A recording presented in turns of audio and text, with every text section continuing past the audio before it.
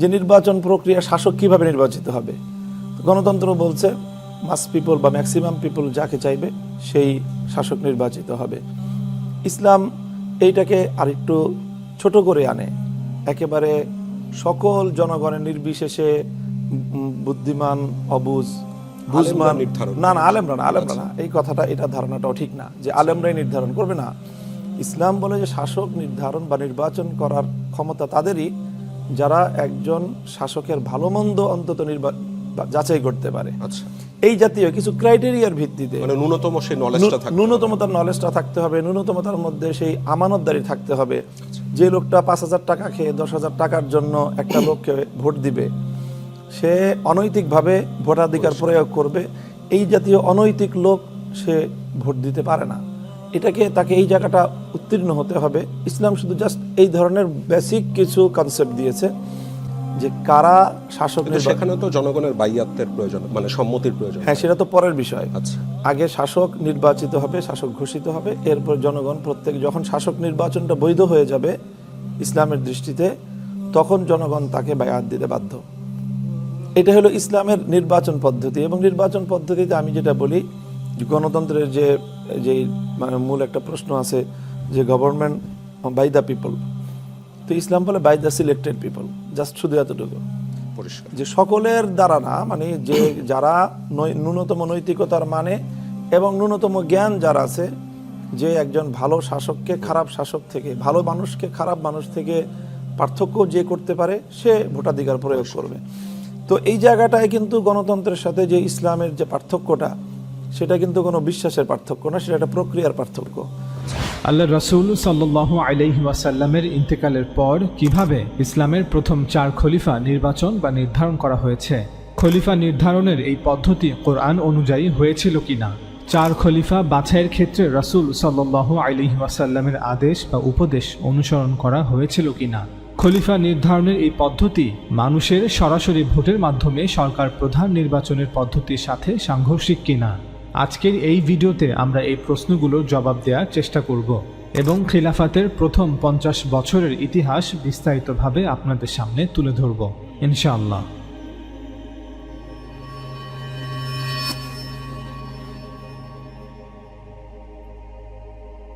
ইসলামের ডেমোক্রেসির জায়গাটা কেমন? মানে ইসলাম কি, আপনি মদিনার কথা বলছিলেন, আমাদের রসুল সাল্লাল্লাহু আলাইহি ওয়াসাল্লাম বা তার পরে যেসব খলিফা অন্তত 4 জন 5 জন যেভাবে নির্বাচিত হয়েছিলেন বা যেভাবে ইয়েতে বসছিলেন, সেটি কি গণতান্ত্রিক উপায়ে নির্বাচিত হয়েছিলেন তারা? অবশ্যই অবশ্যই। তারা তখন যারা মানে সমাজে মতামত দেওয়ার মতো সেই পর্যায়ের লোক ছিলেন, তাদের সকলকে নিয়ে তারা বসেছেন মসজিদে নববীতে অথবা অন্য কোনো জায়গায় বসে, তাদের অধিকাংশের মতের ভিত্তিতেই অ্যাপয়েন্টমেন্ট দেওয়া হয়েছে। আপনি তাই মনে করছেন? তাই মনে করছেন, এটাই ফ্যাক্ট, এটাই হিস্ট্রি। তারপরে যখন আব্বাসীয় উমাইয়া বা ওসমানিয়ারা দেখেন আমাদের দেশে, জি না সেটা তো আমি খেলাফতে নিচ্ছি না, আমি খেলাফতের যুগটা বলতেছি। এরপরে ধরেন যখন হলো, এই খলিফা যখন কেউ হয়ে গেলেন, তিনি কিন্তু অল ইন অল হইতে পারলেন না। এই ধরনের বহু ঘটনা আছে, আমি এখন কথা লম্বা হবে, সেই উদাহরণ আমি দিচ্ছি না, বহু ঘটনা। মানুষ সেখানে হাইলি ডেমোক্রেটিক রাইট এক্সারসাইজ করেছে, আলহামদুলিল্লাহ। শাসক নির্ধারণ বা নির্বাচনের বিষয়ে আল্লাহ তাআলা বলেন, আমরুহুম শুরা বাইনাহুম, মুসলমানদের কাজকর্ম তাদের পারস্পরিক পরামর্শের ভিত্তিতে পরিচালিত হয়। সূরা শুরা আয়াত 38। এর অর্থ হলো মুসলমানদের যৌথ ব্যবস্থা কোনো ব্যক্তি বা কোনো পরিবারের ইচ্ছার উপর ভিত্তি করে নয়, বা কোনো বন্দুকধারী কিছু লোকের ইচ্ছার উপর ভিত্তি করে নয়। আল্লাহ তাআলা বলেছেন, মুসলমানদের বিষয়গুলো তাদের মতামত, তাদের সিদ্ধান্তের ভিত্তিতে হবে। মুসলমানদের নিজস্ব যৌথ ব্যবস্থা বা রাজনৈতিক শাসন ব্যবস্থা মুসলমানদেরকেই আলোচনার মাধ্যমে সকলের সম্মতিতে গঠন করতে হবে। মুসলমানদের যৌথ ব্যবস্থা বিষয়ে এই হলো আল্লাহ তাআলার হিদায়াত বা নির্দেশ। আল্লাহ তাআলা তার রাসূলকেও বলেন, অতঃপর আল্লাহর পক্ষ থেকে রহমতের কারণে তুমি তোমার সঙ্গীদের জন্য নম্র কোমল হৃদয় হয়েছিলে, আর যদি তুমি কঠোর স্বভাবের কঠিন হৃদয় সম্পন্ন হতে, তবে তারা তোমার আশপাশ থেকে সরে পড়ত। সুতরাং তুমি তাদেরকে ক্ষমা করো এবং তাদের জন্য আল্লাহর কাছে ক্ষমা প্রার্থনা করো, আর সকল কাজকর্মে তুমি তোমার সঙ্গীদের সাথে পরামর্শ করো। অতঃপর পরামর্শের পর যখন সিদ্ধান্ত নেবে, তখন আল্লাহ তাআলার উপর তাওয়াক্কুল ভরসা করবে। নিশ্চয়ই আল্লাহ তাওয়াক্কুলকারীদেরকে ভালোবাসেন। সূরা আলে ইমরান আয়াত 159। চলুন দেখি আল্লাহ রাসূল কিভাবে আল্লাহ তাআলার এই নির্দেশ বাস্তবায়ন করেছেন। আমরা সবাই জানি যে আল্লাহ রাসূল সাল্লাল্লাহু আলাইহি ওয়াসাল্লামের জামানায় মুসলমানদের সমস্ত রাজনৈতিক শক্তি মদিনায় কেন্দ্রীভূত ছিল। সে সময় মদিনার আনসাররা ছিলেন সংখ্যাগরিষ্ঠ। আনসারদের তুলনায় মুহাজিরদের সংখ্যা ছিল খুবই সামান্য, কারণ আনসারদের দুটি প্রধান গোত্র আউস এবং খাজরাজ নবী সাল্লাল্লাহু আলাইহি ওয়াসাল্লামকে তাদের শহর মদিনায় অর্থাৎ তৎকালীন ইয়াথরিবে আমন্ত্রণ জানিয়েছিলেন। তারাই ছিলেন নবী সাল্লাল্লাহু আলাইহি ওয়াসাল্লামের প্রধান পৃষ্ঠপোষক। তাই মদিনায় হিজরতের পর থেকে মক্কা বিজয়ের 1 বছর পর পর্যন্ত অর্থাৎ সূরা তাওবা নাজিলের সময় পর্যন্ত এই 9 বছর আল্লাহ রাসূল সাল্লাল্লাহু আলাইহি ওয়াসাল্লাম সব সময় আনসারদের মতামতকে প্রাধান্য দিতেন। আপনি যদি সেই সময়ের ঘটনাগুলো ইতিহাসের বই থেকে পড়েন তবে দেখতে পাবেন যে সেই সময়গুলোতে নবী সাল্লাল্লাহু আলাইহি ওয়াসাল্লাম সাধারণত সংখ্যাগরিষ্ঠ আনসারদের পরামর্শের ভিত্তিতে তার সিদ্ধান্ত নিতেন। আমরা এর কিছু উদাহরণ আপনাদের সামনে তুলে ধরছি। দ্বিতীয় হিজরিতে আল্লাহ রাসূল সাল্লাল্লাহু আলাইহি ওয়াসাল্লাম এবং সাহাবারা বদরের প্রান্তরের কাছাকাছি পৌঁছে বুঝতে পেরেছিলেন যে তারা আবু সুফিয়ানের কাফেলা নয় বরং কুরাইশের সেনাবাহিনীর মুখোমুখি হচ্ছেন, যারা সংখ্যায় কম পক্ষে তাদের 3 গুণ। কুরাইশের সেনাবাহিনীর অবস্থান সম্পর্কে অবহিত হওয়ার পর নবী সাল্লাল্লাহু আলাইহি ওয়াসাল্লাম তার সাহাবাগণকে এ বিষয়ে অবহিত করেন এবং এখন কি করা উচিত সে সম্পর্কে তাদের থেকে পরামর্শ আহ্বান করেন। আবু বকর সিদ্দিক রাদিয়াল্লাহু তাআলা আনহু উঠে চমৎকারভাবে নিজের মতামত ব্যক্ত করেন। এরপর ওমর ইবনে খাত্তাব রাদিয়াল্লাহু তাআলা আনহু দাঁড়িয়ে বলিষ্ঠ কণ্ঠে তার অভিমত ব্যক্ত করেন। এরপর মিকদাদ ইবনে আমর দণ্ডায়মান হন। তিনি বলেন, ইয়া রাসূলুল্লাহ, আল্লাহ আপনাকে যা করতে নির্দেশ দেন আপনি তাই করুন, আমরা আপনার সঙ্গে আছি। আল্লাহর কসম, আমরা আপনাকে সে কথা বলবো না যে কথা বনী ইসরাইল মুসা আলাইহিস সালামকে বলেছিল। তারা বলেছিল, হে মুসা, আপনি ও আপনার প্রতিপালক যুদ্ধ করুন, আমরা এখানে বসে থাকলাম। কিন্তু আমরা বলছি, আপনি ও আপনার প্রতিপালক যুদ্ধে যান, আমরাও আপনাদের সাথে থেকে যুদ্ধ করব। সেই সত্তার কসম যিনি আপনাকে সত্য দিন দিয়ে পাঠিয়েছেন, আপনি যদি আমাদেরকে নিয়ে সুদূর বারকুল গিমাদেও যেতে চান তবে আমরা আপনার সঙ্গী হয়ে সেখান পর্যন্ত পৌঁছাবো। রাসূল সাল্লাল্লাহু আলাইহি ওয়াসাল্লাম মিকদাদের প্রশংসা করলেন এবং তার মঙ্গলের জন্য দোয়া করলেন। এরপর তিনি উপস্থিত সাহাবাদের কাছ থেকে পুনরায় পরামর্শ আহ্বান করলেন যে কি করা উচিত। রাওয়ায়াতে বলা হচ্ছে যে তিনি সাল্লাল্লাহু আলাইহি ওয়াসাল্লাম মনে মনে চাচ্ছিলেন যে আনসারদের মধ্য হতে কেউ কিছু বলুক। এই রাওয়ায়াতে আরও বলা হচ্ছে এর কারণ হলো আনসারদের বড় একটা সংখ্যা সেখানে উপস্থিত ছিল, কিন্তু কয়েক বছর পূর্বে আকাবা গিরি গুহায় যখন তারা রাসূল সাল্লাল্লাহু আলাইহি ওয়াসাল্লামের নিকট বায়াত গ্রহণ করেছিলেন তখন মদিনার আনসাররা বলেছিলেন, হে আল্লাহ রাসূল, আপনি আমাদের আবাসভূমি ইয়াথরিবে না পৌঁছা পর্যন্ত আমরা আপনার নিরাপত্তার দায়িত্ব পালনে সক্ষম হব না। যখন আপনি আমাদের মাঝে চলে আসবেন তখন থেকে আপনি আমাদের দায়িত্বে থাকবেন। আমরা আপনাকে বিপদ আপদ ও শত্রু থেকে সেই রূপ রক্ষা করব যেমনটি আমাদের সন্তানাদি ও পরিবার পরিজনকে করে থাকি। এজন্য রাসূল সাল্লাল্লাহু আলাইহি ওয়াসাল্লাম আশঙ্কা করছিলেন যে আনসারগণ এ কথা ভাবতে পারেন যে মদিনায় তিনি শত্রু দ্বারা আক্রান্ত হলে তখনই তাদের উপর তার নিরাপত্তার দায়িত্ব বর্তায়, কিন্তু তিনি সাল্লাল্লাহু আলাইহি ওয়াসাল্লাম মদিনার বাইরে কোনো শত্রুর বিরুদ্ধে অভিযান পরিচালনা করলে সেই অভিযানে শরীক হওয়া তাদের দায়িত্বের মধ্যে পড়ে না। তাই রাসূলুল্লাহ সাল্লাল্লাহু আলাইহি ওয়াসাল্লাম যখন পুনরায় পরামর্শ চান তখন আনসারদের এক নেতা সাআদ ইবনে মুআজ রাদিয়াল্লাহু তাআলা আনহু রাসূলুল্লাহ সাল্লাল্লাহু আলাইহি ওয়াসাল্লামের সংখ্যার বিষয়টি আঁচ করতে পেরে উঠে দাঁড়িয়ে বললেন, ইয়া রাসূলুল্লাহ, আপনি সম্ভবত আমাদের অর্থাৎ আনসারদের দিকে ইঙ্গিত করছেন। তিনি বললেন, হ্যাঁ। সাআদ রাদিয়াল্লাহু তাআলা আনহু বললেন, আমরা আনসাররা আপনার উপর ঈমান এনেছি, আপনার দাওয়াতকে সত্য বলে গ্রহণ করেছি। আপনি আল্লাহ তাআলার পক্ষ হতে যে বিধিবিধান নিয়ে এসেছেন তার সত্যতার উপর সাক্ষ্য দিয়েছি এবং এই বিশ্বাসের উপর ভিত্তি করে আপনার নিকট অঙ্গীকার করেছি ও প্রতিশ্রুতিবদ্ধ হয়েছি যে আপনার কথা শুনব ও আপনার আনুগত্য করব। সুতরাং ইয়া রাসূলুল্লাহ, আপনি যা সংকল্প করেছেন তাই করুন, আমরা আপনার সঙ্গে আছি। সেই সত্তার কসম যিনি আপনাকে সত্য বিধান সহ পাঠিয়েছেন, আপনি যদি আমাদেরকে নিয়ে সমুদ্রে যান এবং তাতে ঝাঁপ দেন তবে আমরাও তাতে ঝাঁপিয়ে পড়ব। আমরা আনসারদের একটি লোকও এ ব্যাপারে পিছিয়ে থাকব না। আপনি যদি আমাদেরকে নিয়ে আগামীকাল শত্রুর মোকাবিলা করতে চান তবে তাতে আমাদের কোনো আপত্তি নেই। যুদ্ধে আমরা ধৈর্যশীল এবং শত্রুর মোকাবেলায় অটল থাকব। হতে পারে আল্লাহ আমাদের দ্বারা এমন বীরত্ব দেখাবেন যা দেখে আপনার চোখ জুড়াবে। সুতরাং আল্লাহ তাআলার উপর ভরসা করে আপনি সামনে অগ্রসর হন। সাআদ রাদিয়াল্লাহু তাআলা আনহুর বক্তব্য শুনে রাসূলুল্লাহ সাল্লাল্লাহু আলাইহি ওয়াসাল্লাম অত্যন্ত আনন্দিত হলেন এবং উৎসাহিত বোধ করলেন। এরপর সবাইকে নির্দেশ দিয়ে বললেন, তোমরা সম্মুখে অগ্রসর হও এবং সুসংবাদ গ্রহণ করো, কেননা আল্লাহ আমাকে প্রতিশ্রুতি দিয়েছেন যে দু দলের এক দল আমাদের করায়ত্ত করে দিবেন। আল্লাহর কসম, শত্রুদের মধ্যে যারা যুদ্ধক্ষেত্রে নিহত হবে তাদের সেই স্থানগুলো যেন আমি এখনই দেখতে পাচ্ছি। অর্থাৎ তিনি সাহাবাদেরকে যুদ্ধের একদিন পূর্বেই বিজয়ের সুসংবাদ পৌঁছে দিচ্ছেন। আমরা সকলেই জানি যে বদর যুদ্ধে ঠিক 1 বছর পর উহুদ যুদ্ধ সংঘটিত হয়। বদরের যুদ্ধে পরাজয়ের প্রতিশোধ নেয়ার জন্য মদিনা আক্রমণের উদ্দেশ্যে কুরাইশ বাহিনীর আগমনের সংবাদ পেয়ে রাসূল সাল্লাল্লাহু আলাইহি ওয়াসাল্লাম মুসলমানদের একটি বড় পরামর্শ সভা আহ্বান করেন, যেখানে সকল মুসলমানরা উপস্থিত ছিল। সেই সভায় সকল মুসলমানদের নির্দেশ দিয়ে রাসূল সাল্লাল্লাহু আলাইহি ওয়াসাল্লাম বলেন, তোমরা সকলে মদিনাতেই অবস্থান করো এবং নারী ও শিশুদেরকে দুর্গের মধ্যে নিরাপদ আশ্রয়ে পাঠিয়ে দাও। শত্রুরা যদি মদিনার শহরে প্রবেশ করে তবে আমরা শহরের ভেতরে থেকেই তাদের মোকাবেলা করব, যুদ্ধ করব। আর ঘরের মধ্যে থাকা লোকজন তাদের উপর ঘরের উপর থেকে পাথর নিক্ষেপ করবে। মদিনাবাসীগণ মদিনার গলিপথ ও রাস্তাগুলোকে ঘরবাড়ি বানিয়ে আরো সংকীর্ণ করে তুলেছিল, ফলে পুরো মদিনা নগরী দুর্গের ন্যায় হয়ে উঠেছিল। যারা বদরের যুদ্ধে অংশগ্রহণ করতে পারেনি, রাসূলুল্লাহ সাল্লাল্লাহু আলাইহি ওয়াসাল্লামের এই প্রস্তাব শুনে তারা বলল, ইয়া রাসূলুল্লাহ, আমরা এমন একটি দিনের আকাঙ্ক্ষায় ছিলাম, মুখোমুখি জিহাদের একটি দিন আমাদেরকে দেওয়ার জন্য আমরা আল্লাহর নিকট দোয়া করতাম। আল্লাহ তাআলা আজ আমাদেরকে তেমন দিন দিয়েছেন এবং এর দূরত্বও কম। জনৈক আনসারী বলে উঠলেন, এখন যদি আমরা ওদের সাথে মুখোমুখি যুদ্ধ না করি তবে আর কবে তা করব? আরও কিছু লোক বলল, কুরাইশ বাহিনীর সাথে আগত পশু প্রাণীগুলো তো আমাদের ফসল খেয়ে দলিত মথিত করে দিবে। আমরা যদি ওই ফসল রক্ষা করতে না পারি তবে আর কি রক্ষা করব? এরপর আরও কিছু লোক তাদের কথার সমর্থনে কথা বলল। বহু লোক সেদিন মদিনার বাইরে গিয়ে যুদ্ধ করতে প্রস্তুত ছিলেন।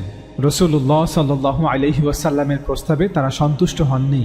রাওয়ায়াতে বলা হচ্ছে, রাসূলুল্লাহ সাল্লাল্লাহু আলাইহি ওয়াসাল্লামের প্রস্তাব যদি তারা মেনে নিতেন তবে তা তাদের জন্য অনেক ভালো হতো। বাইরে গিয়ে যুদ্ধ করার প্রস্তাব যারা দিয়েছিলেন তাদের অধিকাংশই বদর যুদ্ধে অনুপস্থিত ছিলেন, তাই তারা চাচ্ছিলেন কুরাইশদের মুখোমুখি হতে। পরামর্শ শেষে রাসূলুল্লাহ সাল্লাল্লাহু আলাইহি ওয়াসাল্লাম জুমার নামাজ আদায় করছিলেন। তিনি সবাইকে উপদেশ দিলেন এবং নসিহত করলেন এবং সাধ্যমতো জিহাদের প্রস্তুতি নিতে নির্দেশ দিলেন। অতঃপর যথানিয়মে খুতবা ও নামাজ শেষ করলেন। তারপর তিনি তার যুদ্ধ পোশাক আনয়নের নির্দেশ দিলেন। তিনি তার যুদ্ধ পোশাক পরিধান করলেন। তারপর সবাইকে যুদ্ধ অভিযানে বের হবার নির্দেশ দিলেন। এই অবস্থা দেখে বিচক্ষণ সাহাবীগণ বললেন, রাসূলুল্লাহ সাল্লাল্লাহু আলাইহি ওয়াসাল্লাম তো আমাদেরকে মদিনায় অবস্থান করতে বলেছিলেন, আর আল্লাহর ইচ্ছা সম্পর্কে তিনিই তো ভালো জানেন। আসমান থেকে তার নিকট ওহী আসে, তোমরা এমনটা কেন চাইছো যে মদিনার বাহিরে গিয়ে যুদ্ধ করবে? অবশেষে তারা তাদের ভুল বুঝতে পেরে রাসূলুল্লাহ সাল্লাল্লাহু আলাইহি ওয়াসাল্লামকে বললেন, ইয়া রাসূলুল্লাহ, আপনি পূর্বে যেমনটি নির্দেশ দিয়েছিলেন যে আমরা মদিনা শহরের ভেতর থেকেই যুদ্ধ করি, আমরাও তাই করব। রাসূলুল্লাহ সাল্লাল্লাহু আলাইহি ওয়াসাল্লাম বললেন, যুদ্ধ পোশাক পরিধান করা এবং যুদ্ধ অভিযানে বের হবার ঘোষণা দেওয়ার পর যুদ্ধ না করে ফিরে আসা কোনো নবীর জন্য শোভনীয় নয়। আমি তো তোমাদেরকে এই প্রস্তাব পূর্বেই দিয়েছিলাম, কিন্তু তোমরা অভিযানে বের হওয়া ব্যতীত কিছুতেই রাজি হলে না। তবে আল্লাহর উপর ভরসা করে আমি যখন নির্দেশ দিয়েছি, এখন তোমাদের দায়িত্ব হলো তাকওয়া অবলম্বন করা ও যুদ্ধের সময় ধৈর্য ধারণ করা। আর তোমরা অপেক্ষায় থাকো যে আল্লাহ কি নির্দেশ দেন। তিনি যার নির্দেশ দেবেন তা পালন করবে। আল্লাহ রাসূল সাল্লাল্লাহু আলাইহি ওয়াসাল্লাম মদিনায় অবস্থান করে যুদ্ধ করাকে সঠিক সিদ্ধান্ত মনে করেছিলেন, কিন্তু আনসারদের অধিকাংশ যুবকদের মতামতকে প্রাধান্য দিয়ে তিনি উহুদ প্রান্তরে যুদ্ধ করতে সম্মতি দেন। যদিও তিনি সাল্লাল্লাহু আলাইহি ওয়াসাল্লাম একজন রাসূল হিসেবে তার সিদ্ধান্ত চাপিয়ে দিতে অধিকার রাখতেন। বদরের যুদ্ধ এবং উহুদ যুদ্ধ আমরা এই দুটি ঘটনা উল্লেখ করার মাধ্যমে প্রমাণ করার চেষ্টা করলাম যে মদিনাতে হিজরতের পর নবী সাল্লাল্লাহু আলাইহি ওয়াসাল্লাম সাধারণভাবে সংখ্যাগরিষ্ঠ আনসারদের পরামর্শের ভিত্তিতে তার সিদ্ধান্ত নিতেন।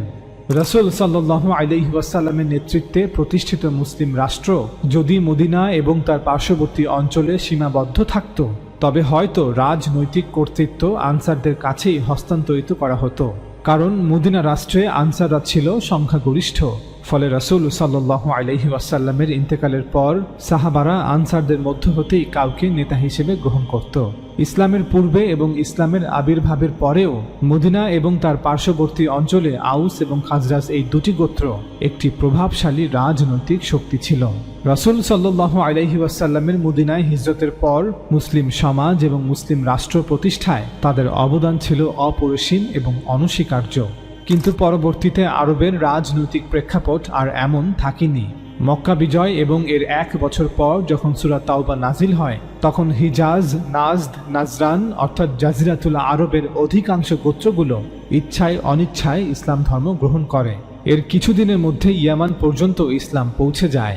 অর্থাৎ মক্কা বিজয়ের পর মদিনার ছোট একটি মুসলিম রাষ্ট্র একটি নতুন রূপে আবির্ভূত হয়, যা গোটা আরব উপদ্বীপে খুব দ্রুত বিস্তৃত হতে থাকে। আরব ভূমিতে এমন একটি বিশাল রাষ্ট্র অস্তিত্বে আসার ফলে আরবের রাজনৈতিক প্রেক্ষাপটেও এক আমূল পরিবর্তন আসে।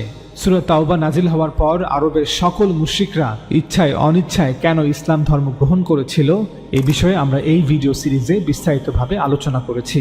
লিংক নিচে দেয়া থাকবে। আরব উপদ্বীপের পরিবর্তিত রাজনৈতিক প্রেক্ষাপটকে সামনে রেখে রাসূল সাল্লাল্লাহু আলাইহি ওয়াসাল্লাম তার ইন্তেকালের পূর্বে আনসার এবং মুহাজিরদের সাধারণভাবে একটি আদেশ বা উপদেশ প্রদান করেন। রাসূল সাল্লাল্লাহু আলাইহি ওয়াসাল্লামের এই আদেশটি বুখারীর একটি হাদিসে বর্ণিত হয়েছে। আমরা এখন সেই হাদিস আপনাদের পড়ে শোনাবো। আবু হুরায়রা রাদিয়াল্লাহু তাআলা আনহু হতে বর্ণিত, তিনি বলেন, নবী সাল্লাল্লাহু আলাইহি ওয়াসাল্লাম বলেছেন, খিলাফত ও নেতৃত্বের ব্যাপারে আরবের সকলেই কুরাইশের অনুগত থাকবে। মুসলিমগণ তাদের মুসলিমদের এবং কাফিররা তাদের কাফিরদের অনুগত।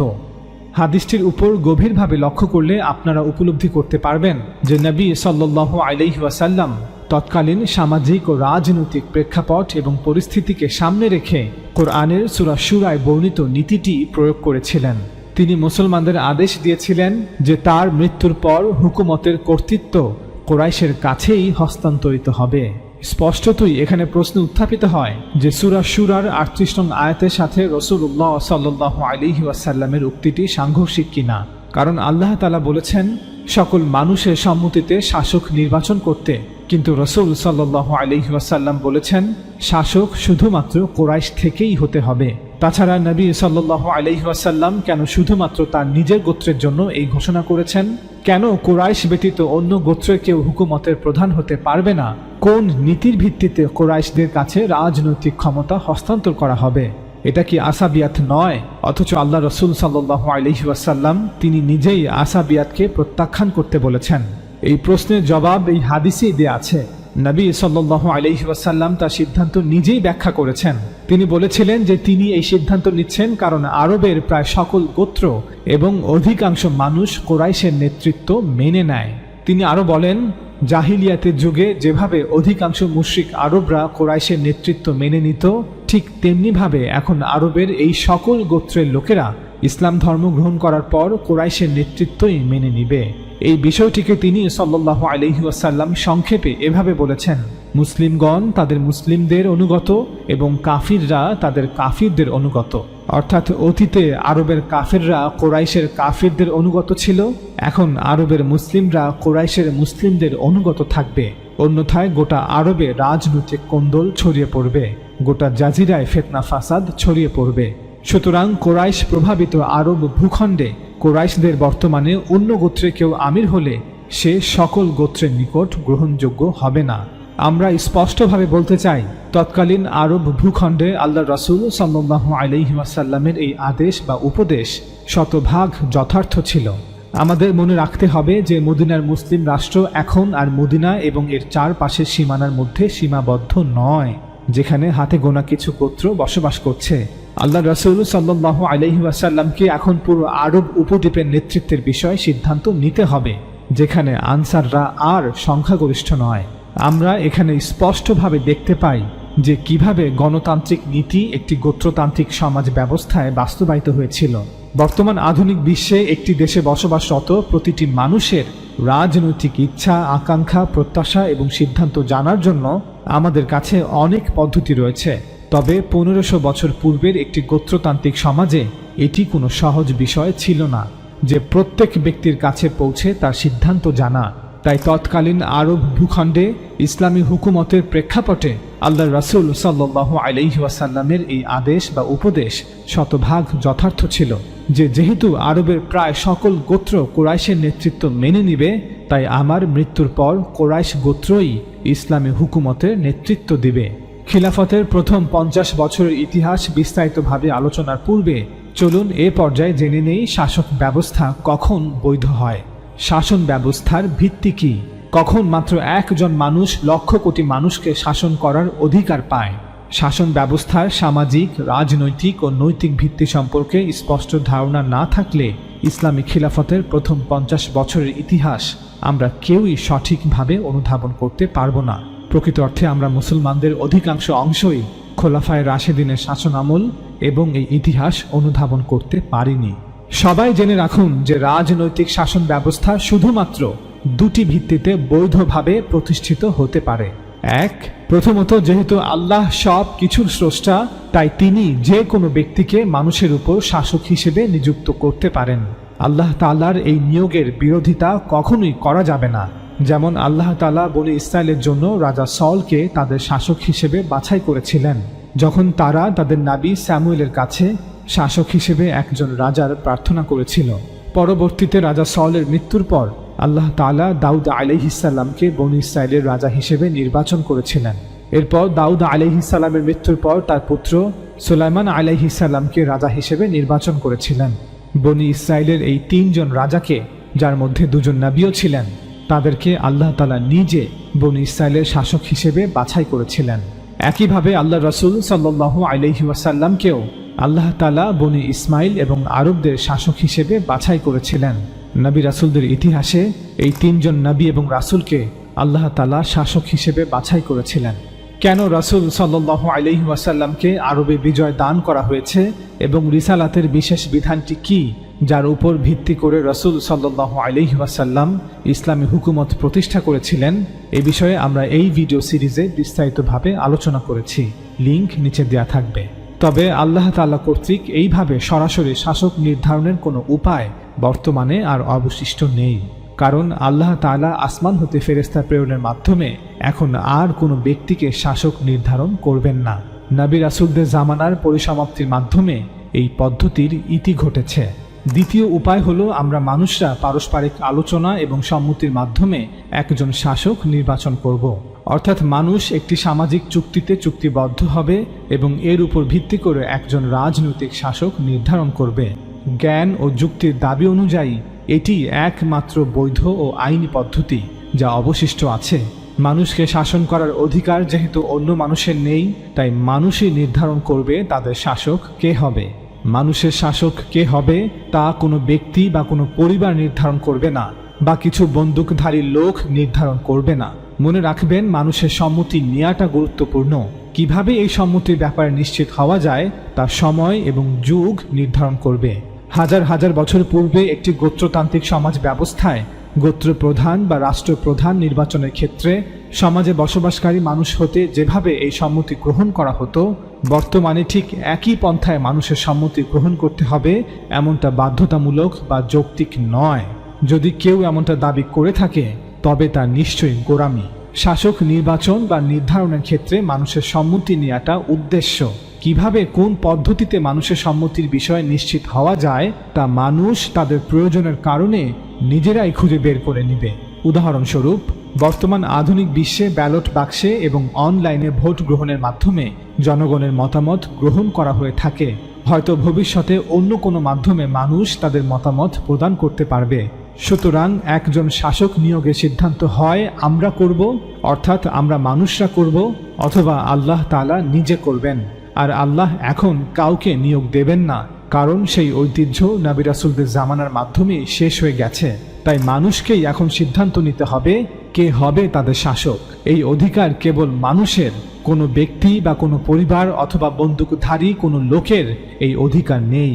শাসক নির্বাচন বা নির্ধারণের এই দ্বিতীয় পদ্ধতি বিষয়ে আল্লাহ তাআলা পবিত্র কোরআনে বলেছেন, আমরুহুম শুরা বাইনাহুম, অর্থাৎ মুসলমানদের কাজকর্ম তাদের পারস্পরিক পরামর্শের ভিত্তিতে পরিচালিত হয়।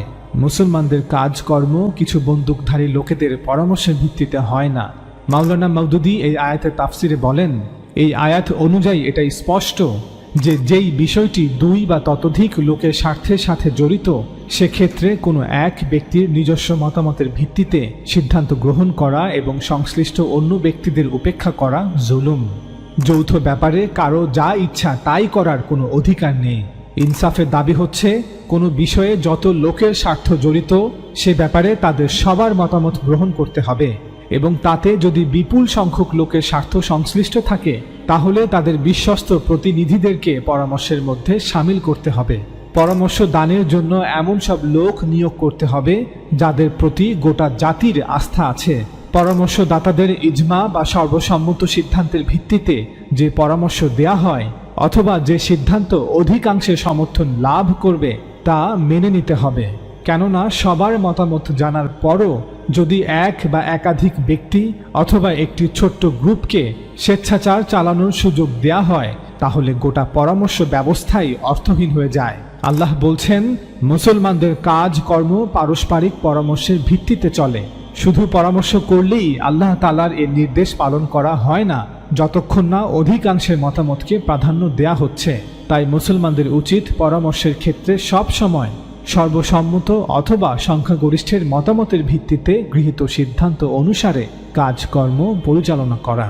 মাওলানা মওদুদীর সাথে একমত পোষণ করে আমরাও বলছি, এতে কোনো সন্দেহ নেই যে এই আয়াতের মাধ্যমে সকল স্তরের মুসলমানদের মতামতকে চূড়ান্ত বলে ঘোষণা করা হয়েছে। মুসলমান সমাজে যে কোনো বিষয়ের ক্ষেত্রে মুসলমানদের সর্বসম্মত অথবা সংখ্যাগরিষ্ঠের মতামতই চূড়ান্ত বলে গণ্য করতে হবে। উদাহরণস্বরূপ, আপনি যখন বলবেন যে একটি নির্দিষ্ট বিষয়ে 10 জন লোককে সিদ্ধান্ত নিতে হবে, এর অর্থ যদি তারা সবাই একটি সিদ্ধান্তে সর্বসম্মতভাবে একমত হয় তবে খুবই ভালো, কিন্তু যদি মতবিরোধ দেখা দেয় তবে সংখ্যাগরিষ্ঠের মতামত প্রাধান্য পাবে। অন্যথায় শুধু ফিতনা আর ফাসাদ, আর না হয় অস্ত্রের শক্তি। আর আমরা সবাই জানি যে একজন শাসকের শাসন ব্যবস্থার ভিত্তি অস্ত্র নয়, বরং মানুষের সম্মতি। সুতরাং এই আয়াত অনুযায়ী মুসলমানদের যৌথ ব্যবস্থা কোনো ব্যক্তি বা পরিবারের ইচ্ছার উপর ভিত্তি করে নয়, বা বন্দুকধারী কিছু লোকের ইচ্ছার উপর ভিত্তি করে নয়। আল্লাহ তাআলা বলেছেন, মুসলমানদের বিষয়গুলো তাদের মতামত, তাদের সিদ্ধান্তের ভিত্তিতে হবে। তাদের নিজস্ব যৌথ ব্যবস্থা বা রাজনৈতিক শাসন ব্যবস্থা তাদেরকেই আলোচনার মাধ্যমে গঠন করতে হবে। এই আয়াতের স্পষ্ট অর্থ হল যে সকল মুসলমানদের পরামর্শের মাধ্যমে একটি মুসলিম সরকার প্রতিষ্ঠিত হবে। কিছু বন্দুকধারী লোকের পরামর্শের ভিত্তিতে মুসলিম সরকার প্রতিষ্ঠিত হবে না যতক্ষণ না সে রাষ্ট্রের মুসলমানদের অধিকাংশের সম্মতি থাকে। মুসলমানদের রাজনৈতিক সমাজের নিয়ম, প্রথা এবং ব্যবস্থাগুলি মুসলমানদের পরামর্শের মাধ্যমেই নির্ধারণ করা হবে। এই পরামর্শে প্রত্যেকের সমান অধিকার থাকবে। মুসলমানদের পরামর্শের মাধ্যমে যা করা হবে তা কেবল মুসলমানদের পরামর্শের মাধ্যমে বাতিল করা হবে। একটি মুসলমান সমাজে যে কোনো ব্যবস্থায় অস্তিত্বে আনা হোক না কেন, প্রত্যেক মুসলমানের মতামত সেই ব্যবস্থার অংশ হবে। অর্থাৎ প্রত্যেক ব্যক্তি এই পরামর্শমূলক প্রক্রিয়ার অংশ হবে, প্রত্যক্ষ বা পরোক্ষভাবে, যেভাবেই হোক। যেমনটা মাওলানা মওদুদী বলেছেন, হয় জনগণের সরাসরি অংশগ্রহণ থাকবে, অন্যথায় সকল জনগণের, গোটা জাতির প্রতিনিধিত্ব থাকবে। যদি ঐক্যমত্য বা সম্পূর্ণ সমঝোতার মাধ্যমে কোনো সিদ্ধান্তে পৌঁছানো না যায় তাহলে সংখ্যাগরিষ্ঠের মতামতকে সিদ্ধান্ত হিসেবে গ্রহণ করা হবে। শান্তিপূর্ণ উপায়ে ক্ষমতা হস্তান্তরের এটি একমাত্র পন্থা। তবে যারা অস্ত্রের শক্তিতে বলীয়ান হয়ে মুসলমানদের উপর কোনো সিদ্ধান্ত কোনো শাসককে চাপিয়ে দিতে চায় তাদের জন্য আরো হাজার পন্থা খোলা আছে। আপনি যদি আমরুহুম শুরা বাইনাহুম, আল্লাহ তাআলার এই নির্দেশের প্রতিটি কথাকে ভেঙে ভেঙে বোঝার চেষ্টা করেন তবে এই আয়াত উপরে বর্ণিত সকল দফা বা পয়েন্টগুলোকে অন্তর্ভুক্ত করে। আপনি যখনই বলবেন যে মুসলমানদের ব্যবস্থা পারস্পরিক পরামর্শের মাধ্যমে পরিচালনা করতে হবে, তখন এই সমস্ত দফা বা পয়েন্টগুলি এই কথার যৌক্তিক ফলাফল। তাছাড়া কোরআন যখন বলেছে যে মুসলমানদের সামষ্টিক বিষয়গুলির ব্যাপারে তাদের পারস্পরিক পরামর্শের মাধ্যমে সিদ্ধান্ত নিতে হবে, তখন এই আয়াত কোনো বিধিনিষেধ আরোপ করেনি যে শুধুমাত্র সালেহীন বা ধার্মিকদের সাথে পরামর্শ করা হবে বা শুধুমাত্র শিক্ষিত লোকেদের সাথেই পরামর্শ করা হবে। কোনো ব্যক্তি যখন কোনো রাষ্ট্রের শাসক হন তখন তিনি শুধুমাত্র সালেহিনদের শাসক নন, তিনি শুধু ধার্মিকদের শাসক নন, তিনি শুধু শিক্ষিত লোকেদের শাসক নন, তিনি শাসক সেই রাষ্ট্রে সেই সমাজে বসবাসকারী সকল মুসলমানদের, সকল মানুষের। তাই সকল মুসলমানদের, সকল মানুষের পরামর্শের ভিত্তিতেই সেই রাষ্ট্রের শাসক নির্বাচিত হবে। আমরা বলবো শিক্ষিত লোকেরা, ধার্মিকরা, সালেহিনরা, দায়ীরা তাদের দায়িত্ব পালন করুক, অর্থাৎ মানুষকে শিক্ষিত করুক। সাধারণ মানুষ যদি এই শিক্ষা গ্রহণ করে তবে ভালো, যদি তারা এটি গ্রহণ না করে তাহলে আপনার এখতিয়ার এখানেই শেষ। এর বাইরে আপনি কোনো পদক্ষেপ নিতে পারবেন না।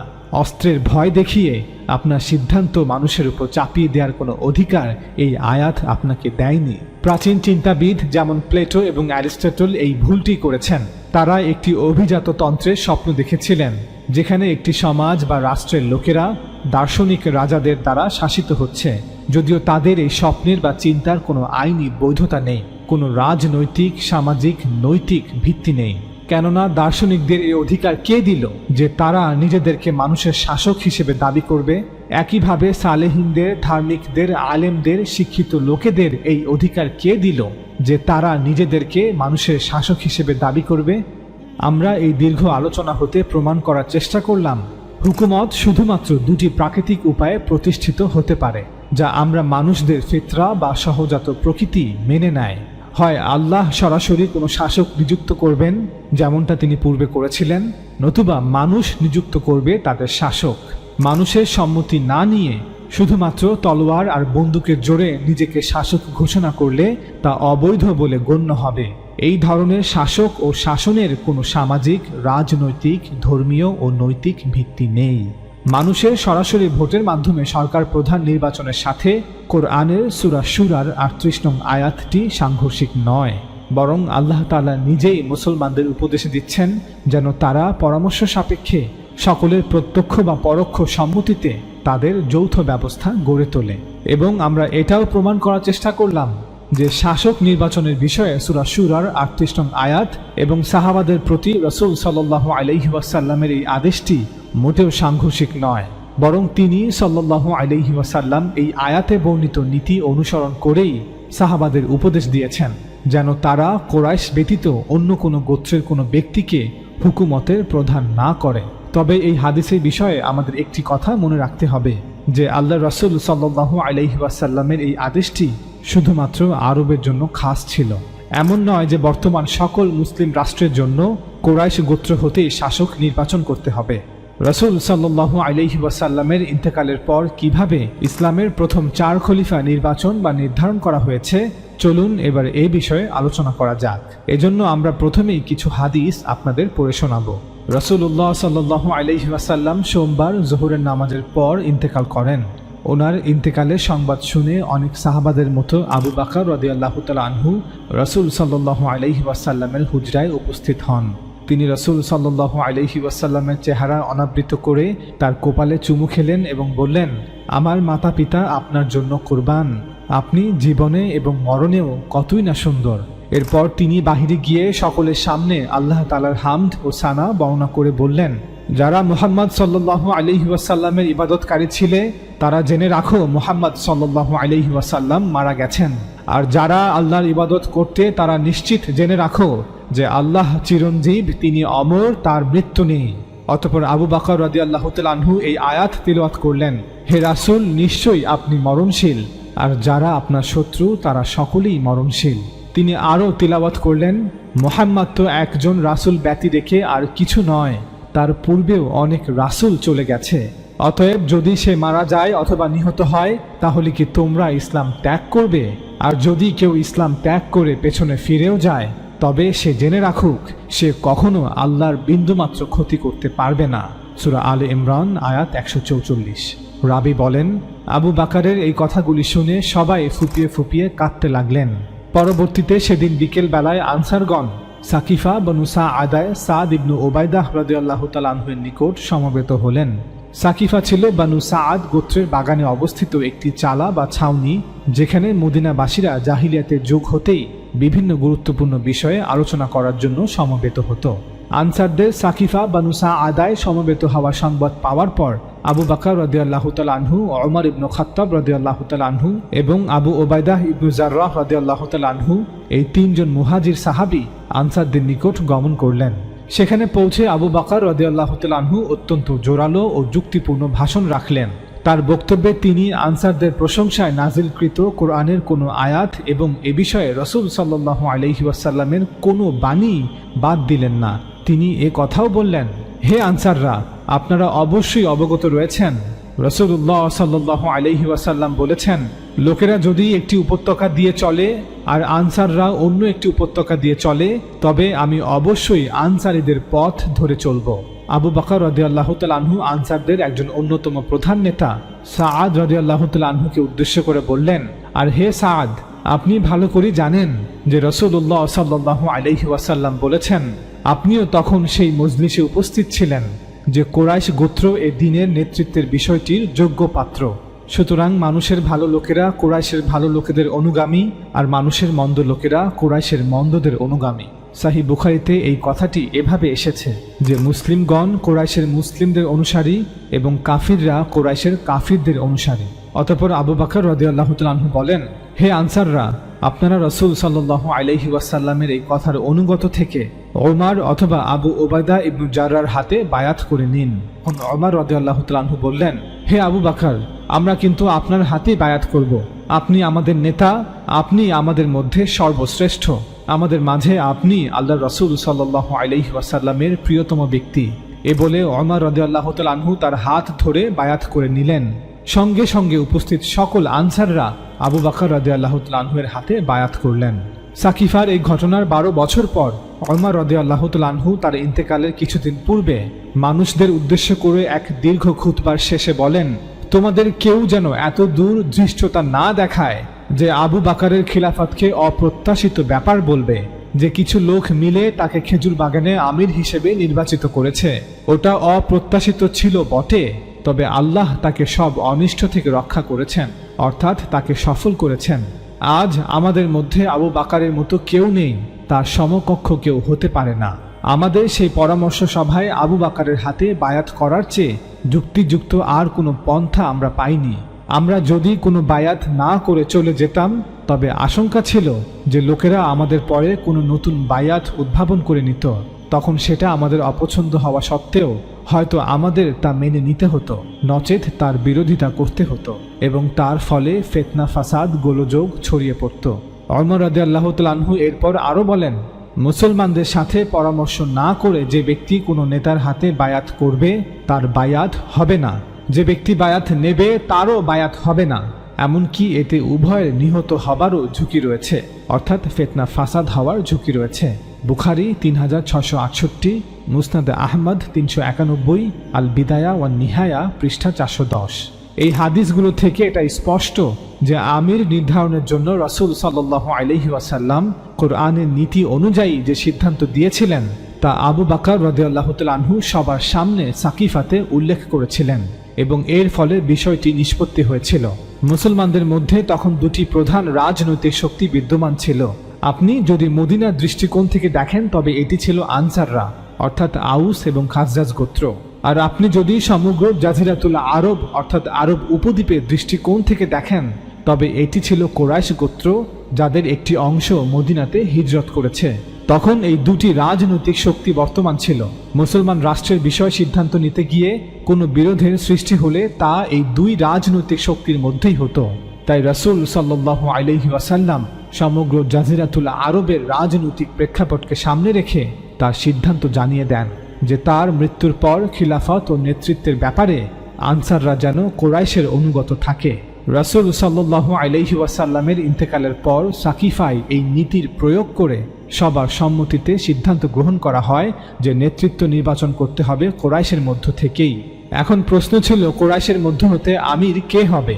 সেই গুরুত্বপূর্ণ সময়ে ওমর রাদিয়াল্লাহু তাআলা আনহু আবু বকর রাদিয়াল্লাহু তাআলা আনহুর হাতে বায়াত গ্রহণের প্রস্তাব উত্থাপন করেন। তখন উপস্থিত সকল আনসাররা এই প্রস্তাবে সম্মতি দিয়ে আবু বকর রাদিয়াল্লাহু তাআলা আনহুর হাতে বায়াত গ্রহণ করেন। মনে রাখবেন, সাকিফায় বায়াত গ্রহণের এই সিদ্ধান্ত তরবারির হুমকির অধীনে নেওয়া সিদ্ধান্ত ছিল না, অথবা এখানে কোনো সৈন্যবাহিনীও আক্রমণ করেনি, বা এটি কোনো একটি দল ছিল না যারা জোর করে ক্ষমতা দখল করেছিল। ওমর রাদিয়াল্লাহু তাআলা আনহু বলেন, আমাদের মাঝে আবু বকর এমন ব্যক্তি ছিলেন যার সামনে মস্তক নত হয়ে যেত। অর্থাৎ মুহাজির ও আনসারদের মধ্যে আবু বকর এমন ব্যক্তি ছিলেন যার নেতৃত্বের বিষয়ে কোনো মতবিরোধ ছিল না। ওমর রাদিয়াল্লাহু তাআলা আনহু এর এই উক্তি থেকে এটা স্পষ্ট যে আবু বকর রাদিয়াল্লাহু তাআলা আনহুকে আমির হিসেবে নির্বাচন করা হয়েছে, কারণ তিনি সর্বসম্মতভাবে সকলের নিকট গ্রহণযোগ্য ব্যক্তি ছিলেন। অর্থাৎ অধিকাংশ মানুষের মতামতকে বিবেচনায় রেখে এই সিদ্ধান্ত নেওয়া হয়েছিল। এটা কোনো 10 জন সালেহিনদের নেওয়া সিদ্ধান্ত নয়, অথবা 10 জন সুফি সাধকের নেওয়া সিদ্ধান্ত নয়, অথবা 10 জন নেককার লোকেদের নেওয়া সিদ্ধান্ত নয়, অথবা 10 জন আলেমদের নেওয়া সিদ্ধান্ত নয়, অথবা 10 জন মুফতি মুহাদ্দিস মুফাসসিরদের নেওয়া সিদ্ধান্ত নয়, অথবা 10 জন রাজনৈতিক বিশ্লেষকের নেওয়া সিদ্ধান্ত নয়। অধিকাংশ মানুষের মতামতকে বিবেচনায় রেখে এই সিদ্ধান্ত নেওয়া হয়েছিল, কারণ মদিনার অধিকাংশ মানুষ আবু বকরকে খলিফা হিসেবে মেনে নেবে। অতএব ইতিহাস থেকে এটা স্পষ্ট যে কোরাইশ গোত্রকে নির্বাচন করা হয়েছিল, কারণ তারা আরবের অধিকাংশ মানুষের কাছে গ্রহণযোগ্য ছিল, এবং একইভাবে কোরাইশের মধ্য হতে আবু বকর রাদিয়াল্লাহু তাআলা আনহুকে আমির হিসেবে নির্বাচন করা হয়েছিল, কারণ তিনি মদিনার অধিকাংশ আনসার ও মুহাজিরদের নিকট সবচেয়ে গ্রহণযোগ্য ব্যক্তি ছিলেন। সংক্ষেপে বললে, সংখ্যাগরিষ্ঠের মতামতকে প্রাধান্য দিয়েই এই সিদ্ধান্ত নেওয়া হয়েছিল। আবু বকর রাদিয়াল্লাহু তাআলা আনহু আমির বা খলিফা হিসেবে দায়িত্ব নেওয়ার পর এমনটা নিশ্চিতভাবেই বলা যায় যে গোটা আরবের সংখ্যাগরিষ্ঠ মানুষের রাজনৈতিক প্রত্যাশাকে সামনে রেখে আল্লাহ রাসূলের দেয়া সিদ্ধান্ত অনুযায়ী এখন রাজনৈতিক কর্তৃত্ব কুরাইশদের কাছে ছিল। মনে রাখবেন, আরবদের সংখ্যাগরিষ্ঠের সমর্থন কুরাইশের পক্ষেই ছিল, কিন্তু খলিফা নির্বাচন বা নির্ধারণ কুরাইশের নেতাদেরকেই করতে হয়েছিল। ঠিক যেভাবে পৃথিবীর অন্য অঞ্চলগুলোতে যে কোনো গোত্রতান্ত্রিক সমাজ ব্যবস্থায় বিভিন্ন গোত্রের প্রধানরাই গোত্রের প্রধান নেতাকে নির্বাচন করে থাকে। কুরাইশের পুরাতন নেতৃত্বের সকলেই আল্লাহর আযাবে গ্রেফতার হয়ে দুনিয়া থেকে বিদায় নিয়েছিল।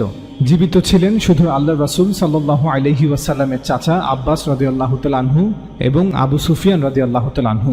ওনারা দুজনই মক্কা বিজয়ের পরে ইসলাম গ্রহণ করেন। কুরাইশের নতুন নেতৃত্বে সকলেই ছিলেন এমন সাহাবারা যারা ইসলামের প্রাথমিক যুগেই ঈমান আনয়ন করেছিলেন এবং মদিনায় হিজরত করেছিলেন, যারা ছিলেন সাবিকুন আল আউয়ালিন। কুরাইশদের এই নতুন নেতৃত্বে ছিলেন আবু বকর রাদিয়াল্লাহু তাআলা আনহু, ওমর ইবনুল খাত্তাব রাদিয়াল্লাহু তাআলা আনহু, উসমান ইবনে আফফান রাদিয়াল্লাহু তাআলা আনহু, আলী ইবনে আবি তালিব রাদিয়াল্লাহু তাআলা আনহু, আবু উবাইদা ইবনুল জাররাহ রাদিয়াল্লাহু তাআলা আনহু, আব্দুর রহমান ইবনে আউফ রাদিয়াল্লাহু তাআলা আনহু, সাদ ইবনে আবি ওয়াক্কাস রাদিয়াল্লাহু তাআলা আনহু, তালহা ইবনে উবাইদুল্লাহ রাদিয়াল্লাহু তাআলা আনহু এবং জুবাইর ইবনুল আওয়াম রাদিয়াল্লাহু তাআলা আনহু। ওনারা ছিলেন কুরাইশের নতুন নেতৃত্বের প্রধান অংশ। সুতরাং মুসলমানদের পুরো নেতৃত্ব তখন মদিনাতেই ছিল। মাত্র 1 থেকে 1.5 বছর হয়েছে যে জাজিরাতুল আরবের অধিকাংশ অঞ্চল এখন মুসলমানদের নিয়ন্ত্রণে। আমাদের মনে রাখতে হবে যে নবী সাল্লাল্লাহু আলাইহি ওয়াসাল্লাম এবং তার সাহাবীদের সাথে আরব উপদ্বীপের বাকি অমুসলিমদের মধ্যে যে সম্পর্ক স্থাপিত হয়েছিল তা হলো হাকেম এবং মাহকুমের সম্পর্ক। অর্থাৎ সাহাবাদের জামাত এবং মুসলমানরা ছিল শাসক শ্রেণী এবং বাকি অমুসলিমরা অর্থাৎ মুশরিক এবং ইহুদি খ্রিস্টানরা ছিল এমন মানুষ যারা সমষ্টিগতভাবে শাসিত শ্রেণী।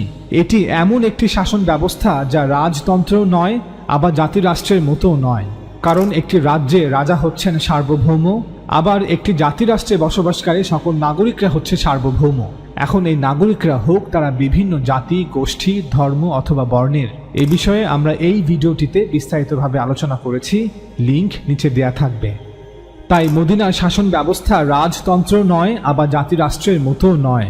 তবে এতটুকু নিশ্চিতভাবে বলা যায় যে সে সময় জাজিরাতুল আরবের অমুসলিমরা সাহাবা এবং মুসলমানদের অধীন ছিল। কেউ হয়তো প্রশ্ন করতে পারে যে সে সময় আরব উপদ্বীপের অমুসলিমরা কেন মুসলমানদের মতোই কারো অধীনে না থেকে বসবাস করতে পারেনি? তৎকালীন অমুসলিমদের কেন সেই সুযোগ দেয়া হয়নি? কেন তারা মুসলিম রাষ্ট্র এবং মুসলমানদের পরাধীন ছিল?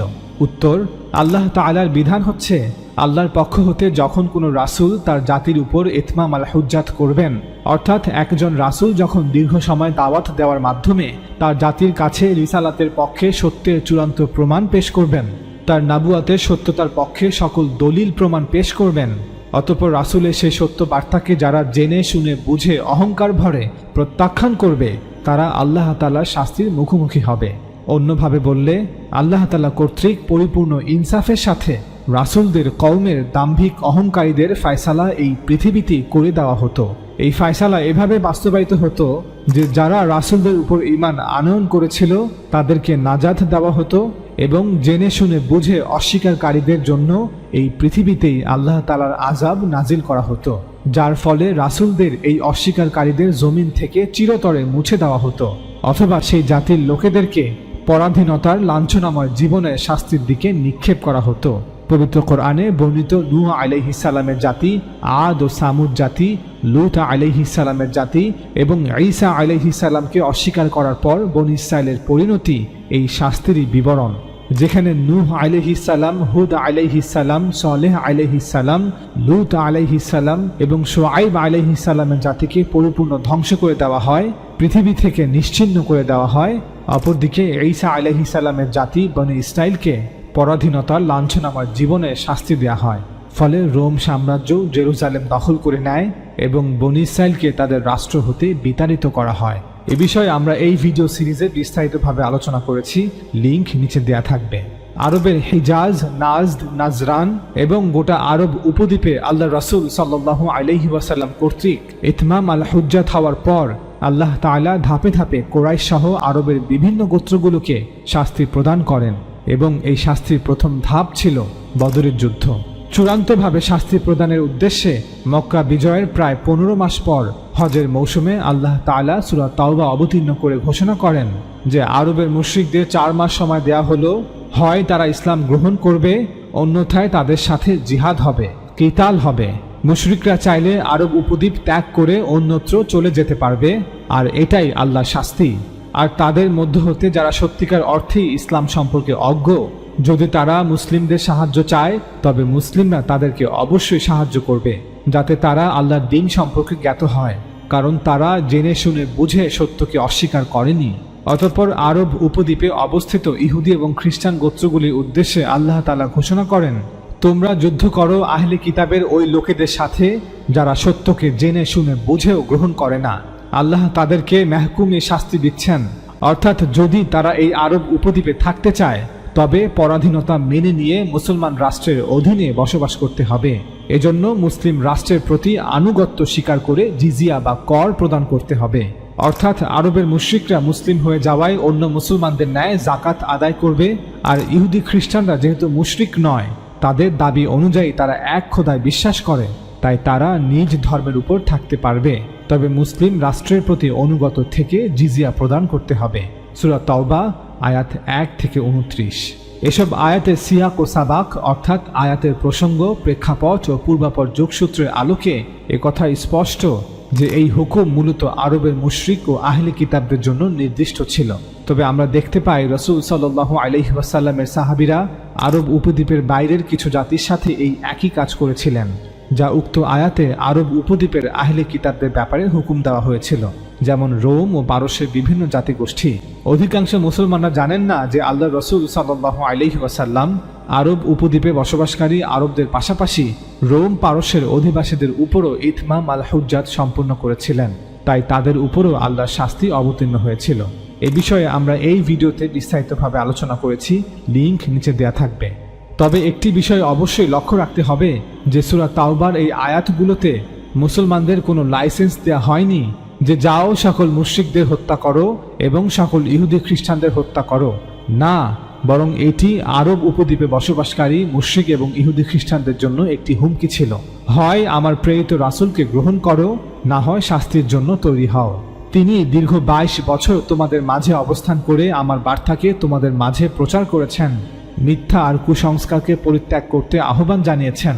এখন সময় এসেছে তিনিও পূর্বের রাসূলদের ন্যায় পৃথিবীতে আমার আদালত প্রতিষ্ঠা করবেন, এবং তাই হয়েছিল।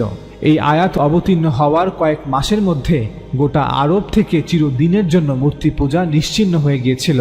আল্লাহ তাআলা তার রাসূল সাল্লাল্লাহু আলাইহি ওয়াসাল্লামকে ওয়াদা করেছিলেন যে তিনি তার এই ধর্মকে আরব উপদ্বীপের সকল ধর্মের উপর বিজয়ী করবেন। মুসলমানদের একটি বড় অংশই মনে করে থাকেন যে এই আয়াতে আল্লাহ তাআলা গোটা বিশ্বের কথা বলেছেন, যে গোটা বিশ্বের সকল ধর্মের উপর আল্লাহ তাআলা তার ধর্মকে বিজয়ী করবেন। মূলত এই আয়াতে আরব উপদ্বীপের সকল ধর্মের কথা বলা হচ্ছে, এবং ঠিকই আল্লাহ তাআলা সকল মুশরিকদের উপর, ইহুদি খ্রিস্টানদের উপর তার ধর্মকে বিজয়ী করেছিলেন। যারা মনে করেন যে এই আয়াতে গোটা পৃথিবীর কথা বলা হচ্ছে, তাহলে বলতেই হয় যে আল্লাহ তাআলা তার রাসূলের সাথে করা ওয়াদাকে পূর্ণ করেননি। আল্লাহ রাসূল সাল্লাল্লাহু আলাইহি ওয়াসাল্লাম জীবিত থাকা অবস্থায় আরব ভূখণ্ডকে মূর্তি পূজার অভিশাপ থেকে মুক্ত করা হয়েছিল। এবং অবাক করা বিষয় ছিল, সূরা তাওবার এই আয়াতগুলো অবতীর্ণ হওয়ার পর একজন ব্যক্তিকেও তার প্রাণ হারাতে হয়নি, একজন অমুসলিমকেও হত্যা করা হয়নি। আরব উপদ্বীপের সবগুলো গোত্র ইচ্ছায় অথবা অনিচ্ছায় একে একে ইসলাম গ্রহণ করতে শুরু করে। সকল গোত্রের নেতারা আল্লাহ রাসূল সাল্লাল্লাহু আলাইহি ওয়াসাল্লামের হাতে বায়াত গ্রহণ করে। আরব উপদ্বীপের প্রায় সবগুলো অঞ্চল নাজদ, নাজরান, হিজাজ, ইয়েমান মুসলিম রাষ্ট্রের নিয়ন্ত্রণে চলে আসে। যদি কোনো গোত্র আবার পূর্বের অবস্থায় ফিরে যায়, অর্থাৎ আল্লাহ রাসূলের সাথে করা বায়াত ভঙ্গ করে এবং মূর্তি পূজায় ফিরে যায়, তবে তাদের উপরে এই বিশেষ আইন আবার কার্যকর করা হবে, যা সকলের কাছে মুরতাদ বা ইরতেদাদের শাস্তি হিসেবে বেশি পরিচিত। অর্থাৎ যদি কোনো আরব গোত্র হুমকির কারণে ভয়ে ইসলাম গ্রহণ করে এবং পরবর্তীতে ইসলাম ত্যাগ করে, তবে তারা সূরা তাওবায় বর্ণিত রিসালাতের এই বিশেষ আইনের অধীনে আবার চলে আসবে। তাদেরকে সূরা তাওবা অনুযায়ী আবার শাস্তি প্রদান করা হবে। আবু বকর রাদিয়াল্লাহু তাআলা আনহু তার শাসনামলে ঠিক এই কাজটি করেছিলেন। তিনি আরব উপদ্বীপের সকল মুরতাদ গোত্রগুলোর বিরুদ্ধে সূরা তাওবায় বর্ণিত রিসালাতের বিশেষ বিধান অনুযায়ী রিদ্দার যুদ্ধ করেছিলেন। আমাদের মনে রাখতে হবে যে এই আইন সকল স্থান এবং সকল সময়ের জন্য নয়। এই বিশেষ আইন কেবলমাত্র এবং শুধুমাত্র তখনই কার্যকর করা হবে যখন আল্লাহর পক্ষ থেকে কোনো নবীকে রাসূলের মর্যাদায় উন্নীত করে কোনো কওমের কাছে প্রেরণ করা হবে। এজন্যই আল্লাহ রাসূল সাল্লাল্লাহু আলাইহি ওয়াসাল্লাম বলেছেন, আল্লাহ তাআলা কর্তৃক আমাকে আদেশ করা হয়েছে যে আমি মানুষের বিরুদ্ধে সেই পর্যন্ত যুদ্ধ করতে থাকব যে পর্যন্ত না মানুষ বলবে লা ইলাহা ইল্লাল্লাহ, যে পর্যন্ত না মানুষ সাক্ষ্য দিবে যে আল্লাহ ছাড়া কোনো মাবুদ নেই এবং আমি আল্লাহর রাসূল। এই হাদিসে আরব উপদ্বীপের লোকেদের কথা বলা হচ্ছে, পৃথিবীর সকল স্থানের সকল যুগের সকল মানুষদের কথা বলা হচ্ছে না। একইভাবে আল্লাহ রাসূল সাল্লাল্লাহু আলাইহি ওয়াসাল্লাম বলেন, যে ব্যক্তি তার দিন বদল করবে তাকে কতল করো। এই হাদিসেও আল্লাহ রাসূল সাল্লাল্লাহু আলাইহি ওয়াসাল্লাম তার কওমের লোকেদের কথা বলেছেন। অর্থাৎ সূরা তাওবা নাজিল হওয়ার পর যে সকল গোত্র ইসলাম ধর্ম গ্রহণ করেছে, যদি তারা আবার ইসলাম ত্যাগ করে, তবে তাদের সাথে সূরা তাওবা অনুযায়ী আবার যুদ্ধ হবে। এবং এটাই ছিল আবু বকর রাদিয়াল্লাহু তাআলা আনহুর জামানার রিদ্দার যুদ্ধ। সুতরাং এই আইন সকল স্থান এবং সকল সময়ের জন্য নয়। এই বিশেষ আইন কেবলমাত্র এবং শুধুমাত্র তখনই কার্যকর করা হবে যখন আল্লাহর পক্ষ থেকে কোনো নবীকে রাসূলের মর্যাদায় উন্নীত করে কোনো কওমের কাছে প্রেরণ করা হবে। এটি কোনো সাধারণ আইন নয়, এটি একটি বিশেষ আইন। কিন্তু দুঃখের বিষয়, অনেক মুসলমানরা না বুঝে সূরা তাওবার এই আয়াতগুলোকে এবং আল্লাহ রাসূল সাল্লাল্লাহু আলাইহি ওয়াসাল্লামের হাদিসগুলোকে ভুল ব্যাখ্যা করে নিজেদেরকে এবং অন্য মুসলমানদেরকে বিপদগামী করছে। এই বিষয়ে আমরা এই ভিডিও সিরিজে বিস্তারিতভাবে আলোচনা করেছি, লিংক নিচে দেয়া থাকবে। মূল আলোচনার মাঝেই রিসালাতের বিশেষ বিধান নিয়ে আমরা এই সংক্ষিপ্ত আলোচনা করলাম, যাতে আপনাদের কাছে এটা স্পষ্ট হয় যে সে সময় জাজিরাতুল আরবের ইহুদি ও খ্রিস্টানরা কেন পরাধীন ছিল, কেন মুসলমানরা ছিল শাসক শ্রেণী এবং ইহুদি ও খ্রিস্টানরা ছিল শাসিত শ্রেণী। মূলত এটা আল্লাহ তাআলার শাস্তি ছিল। আল্লাহ তাআলা নিজে তাদেরকে পরাধীনতা শাস্তির দিকে নিক্ষেপ করেছিলেন। সুতরাং আল্লাহ রাসূল সাল্লাল্লাহু আলাইহি ওয়াসাল্লাম সে সময় আরবের ভূমিতে কোনো জাতি রাষ্ট্র প্রতিষ্ঠা করেননি, যেখানে রাষ্ট্রের সকল নাগরিকরা রাষ্ট্রের মালিকানায় সমানভাবে অংশীদার। আল্লাহ রাসূল সাল্লাল্লাহু আলাইহি ওয়াসাল্লাম যে রাষ্ট্র প্রতিষ্ঠা করেছিলেন, সেই রাষ্ট্রে মুসলমানরা ছিল হাকেম এবং অমুসলিমরা ছিল মেহকুম। মুসলমানদের হাকেম হওয়া এবং অমুসলমানদের মেহকুম হওয়া, এই পুরো বিষয়টির ভিত্তি ছিল রিসালাতের বিশেষ বিধান, যা সূরা তাওবা সহ পবিত্র কোরআনের বিভিন্ন জায়গায় উল্লেখ করা হয়েছে। কেউ হয়তো মনে করতে পারেন যে যেহেতু আল্লাহ রাসূল সাল্লাল্লাহু আলাইহি ওয়াসাল্লাম জাতি রাষ্ট্র প্রতিষ্ঠা করেননি, তাই জাতি রাষ্ট্র ইসলামের সাথে সাংঘর্ষিক। আমরা এর জবাবে বলবো, জাতি রাষ্ট্র ইসলামের সাথে সাংঘর্ষিক নয়। জাতি রাষ্ট্র কেন ইসলামের সাথে সাংঘর্ষিক নয়, এ বিষয়ে অন্য একটি ভিডিওতে আলোচনা করা হবে ইনশাআল্লাহ। চলুন এবার মূল আলোচনায় ফিরে আসি। আল্লাহ রাসূল সাল্লাল্লাহু আলাইহি ওয়াসাল্লামের ইন্তেকালের সময় মুসলমানদের পুরো নেতৃত্ব অর্থাৎ আনসার এবং মুহাজির সকলেই তখন মদিনাতেই ছিলেন। অন্যভাবে বললে পুরো সংসদ মদিনাতেই উপস্থিত ছিল। আমরা আগেও বলেছি যে মুহাজিরদের সাবেকুন আল আউয়ালিন অংশের প্রায় সকলেই ছিলেন কুরাইশ গোত্রের। তাদের প্রধান প্রধান নামগুলো আমরা ইতিপূর্বে একবার বর্ণনাও করেছি। রাসূল সাল্লাল্লাহু আলাইহি ওয়াসাল্লামের ইন্তেকালের পর এখন তারাই মুসলিম রাষ্ট্রের বিষয়ে চূড়ান্ত সিদ্ধান্তটি গ্রহণ করবেন। কে হবেন মুসলিম রাষ্ট্রের শাসক, কে হবেন আমিরুল মুমিনিন। মুসলমানদের এই বর্তমান নেতৃত্ব মুসলমানদের সকল আশা আকাঙ্ক্ষা এবং প্রত্যাশার বাস্তবায়ন করবেন। এই নতুন মুসলিম রাষ্ট্রে তারাই সকল মুসলমানদের প্রতিনিধিত্ব করবেন, অর্থাৎ আমরুহুম শুরা বাইনাহুম এই নীতির উপর ভিত্তি করে এখন তারাই মুসলিম রাষ্ট্রের বিষয়ে সবচেয়ে গুরুত্বপূর্ণ সিদ্ধান্তটি গ্রহণ করবেন। মনে রাখবেন, এটি ছিল একটি গোত্রতান্ত্রিক সমাজে গণতান্ত্রিক নীতির বাস্তবায়ন। তাই এখানে আপনি ভোটাধিকার, ভোট গ্রহণ বা ব্যালট বাক্স, নির্বাচন কমিশন কিছুই খুঁজে পাবেন না।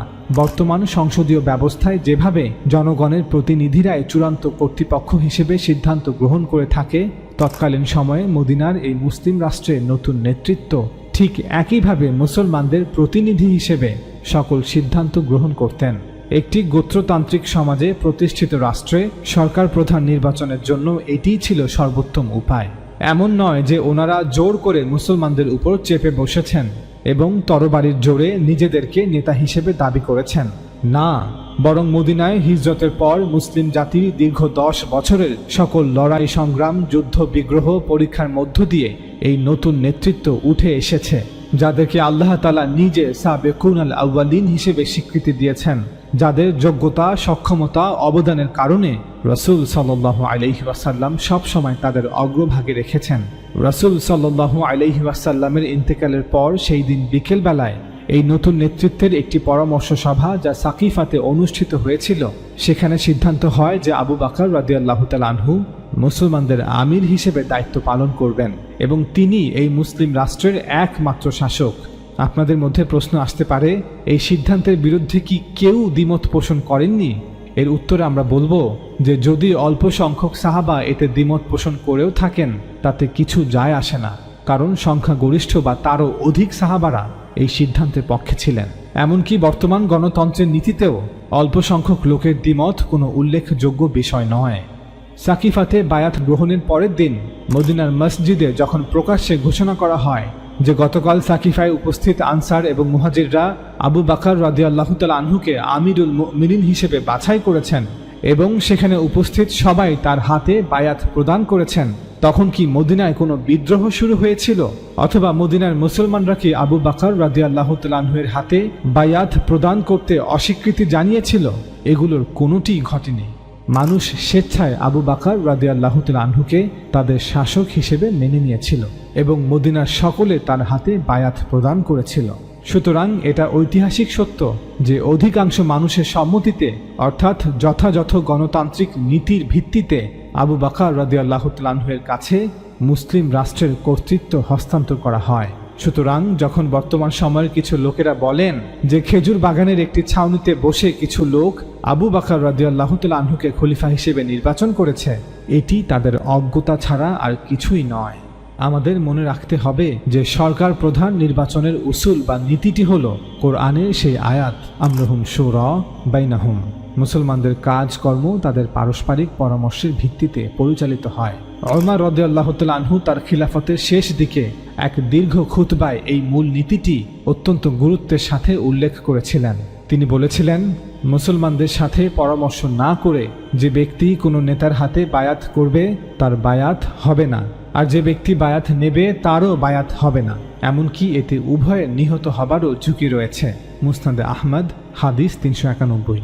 কিন্তু এই নীতিটি প্রয়োগ বা বাস্তবায়ন হবে আপনি যেই পরিস্থিতিতে আছেন সে অনুযায়ী, অর্থাৎ এই নীতি কিভাবে প্রকাশিত হবে বা কিভাবে প্রতিষ্ঠিত হবে তা পরিস্থিতির উপর নির্ভর করবে।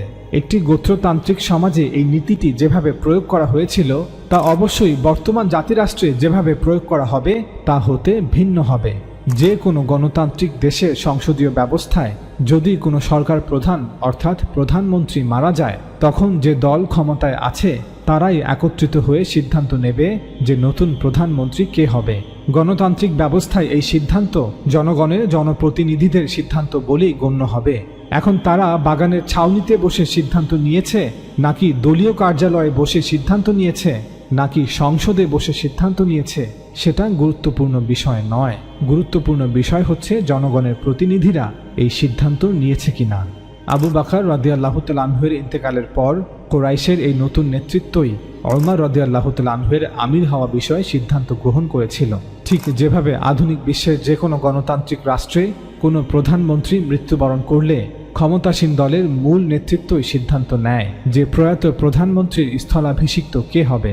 ওমর রাদিয়াল্লাহু তাআলা আনহুর খলিফা হওয়া বিষয়ে অনেকেই বলে থাকেন যে একজন রাজা তার মৃত্যুর পূর্বে যেভাবে তার উত্তরাধিকারী ঘোষণা করে যান, ঠিক একইভাবে আবু বকর রাদিয়াল্লাহু তাআলা আনহু ওমর রাদিয়াল্লাহু তাআলা আনহুকে তার পরবর্তী খলিফা হিসেবে ঘোষণা করে গিয়েছেন।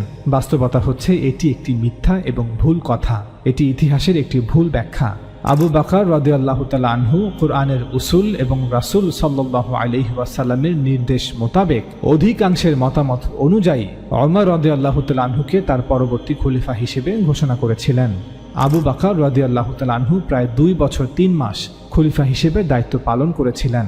634 খ্রিস্টাব্দের আগস্ট মাসে তিনি হঠাৎ অসুস্থ হয়ে পড়েন। সে সময় তিনি প্রচণ্ড জ্বর অনুভব করছিলেন এবং ভীষণ দুর্বল হয়ে পড়েছিলেন, এমনকি বিছানা থেকেও আর উঠে দাঁড়াতে পারেননি। তিনি বুঝতে পেরেছিলেন যে এই জগতে তিনি আর মাত্র কয়েক দিনের মুসাফির। তাই তিনি মদিনায় উপস্থিত সকল মুহাজির ও আনসারদের প্রথম শ্রেণীর নেতাদের তার কামরায় ডেকে আনলেন। তিনি তাদের উদ্দেশ্যে বললেন, আমি মনে করি সবচেয়ে ভালো হয় যদি আমি তোমাদের জন্য কাউকে আমির হিসেবে বেছে নিই, যাতে তোমরা আমার পরবর্তীতে নিজেদের মধ্যে কোনো বিবাদে লিপ্ত না হও। তাই তোমরা বলো আমার কাকে নির্বাচন করা উচিত। উপস্থিত সকলে বললেন, হে আল্লাহর রাসূলের খলিফা, আপনার সিদ্ধান্তের উপর আমাদের আস্থা আছে, আমরা আপনার নেওয়া সিদ্ধান্তের উপর সন্তুষ্ট থাকব, আপনি সিদ্ধান্ত নিন। তিনি বললেন, তাহলে আমাকে ভাবতে দাও যে কে আল্লাহর দ্বীনের জন্য সর্বোত্তম। পরবর্তী কয়েকদিন তিনি বিভিন্ন জ্যেষ্ঠ সাহাবাদেরকে ভিন্ন ভিন্ন সময়ে তার কামরায় আমন্ত্রণ জানান। তিনি তাদের প্রত্যেককে ওমর রাদিয়াল্লাহু তাআলা আনহু সম্পর্কে জিজ্ঞাসা করেন, অর্থাৎ ওমরকে খলিফা করলে কেমন হয়। আব্দুর রহমান ইবনে আউফ রাদিয়াল্লাহু তাআলা আনহুকে যখন ডাকা হয় এবং জিজ্ঞাসা করা হয় যে ওমরকে খলিফা করার বিষয়ে তার কি মত, তিনি বলেন, আমি মনে করি যে আপনি তাকে যা ভাবছেন ওমর তার চেয়ে আরও ভালো। অর্থাৎ আব্দুর রহমান ইবনে আউফ রাদিয়াল্লাহু তাআলা আনহু খলিফা হিসেবে ওমর রাদিয়াল্লাহু তাআলা আনহুকে সবচেয়ে যোগ্য ব্যক্তি বলে মনে করেন। উসমান রাদিয়াল্লাহু তাআলা আনহুকে যখন ডাকা হয় এবং জিজ্ঞাসা করা হয় যে ওমরকে খলিফা করার বিষয়ে তার কি মত, তিনি বলেন, আমাদের মধ্যে তার মতো আর কেউ নেই। ওসাইদ বিন হুদায়র আল আউসি রাদিয়াল্লাহু তাআলা আনহু, যিনি মদিনার আউস গোত্রের একজন জ্যেষ্ঠ নেতা ছিলেন এবং আনসারদের একজন অন্যতম প্রধান নেতা ছিলেন, তাকে যখন ডাকা হয় এবং জিজ্ঞাসা করা হয় যে ওমরকে খলিফা করার বিষয়ে তার কি মত, তিনি বলেন, আপনার পরে খলিফা হিসেবে আমরা তার চেয়ে উত্তম কাউকে আর পাব না। আবু বকর রাদিয়াল্লাহু তাআলা আনহু এভাবে এক এক করে সকল মুহাজির ও আনসার নেতাদের তার কামরায় আমন্ত্রণ জানিয়ে ওমর রাদিয়াল্লাহু তাআলা আনহু সম্পর্কে জানতে চান। ইতিহাসের কিতাবগুলো হতে জানা যায় যে মুহাজির এবং আনসার সকলে সর্বসম্মতিক্রমে ওমর রাদিয়াল্লাহু তাআলা আনহু সম্পর্কে একমত ছিলেন। শুধুমাত্র তালহা রাদিয়াল্লাহু তাআলা আনহু এবং হয়তো আরও কিছু ব্যক্তি ওমর রাদিয়াল্লাহু তাআলা আনহু সম্পর্কে আপত্তি জানান।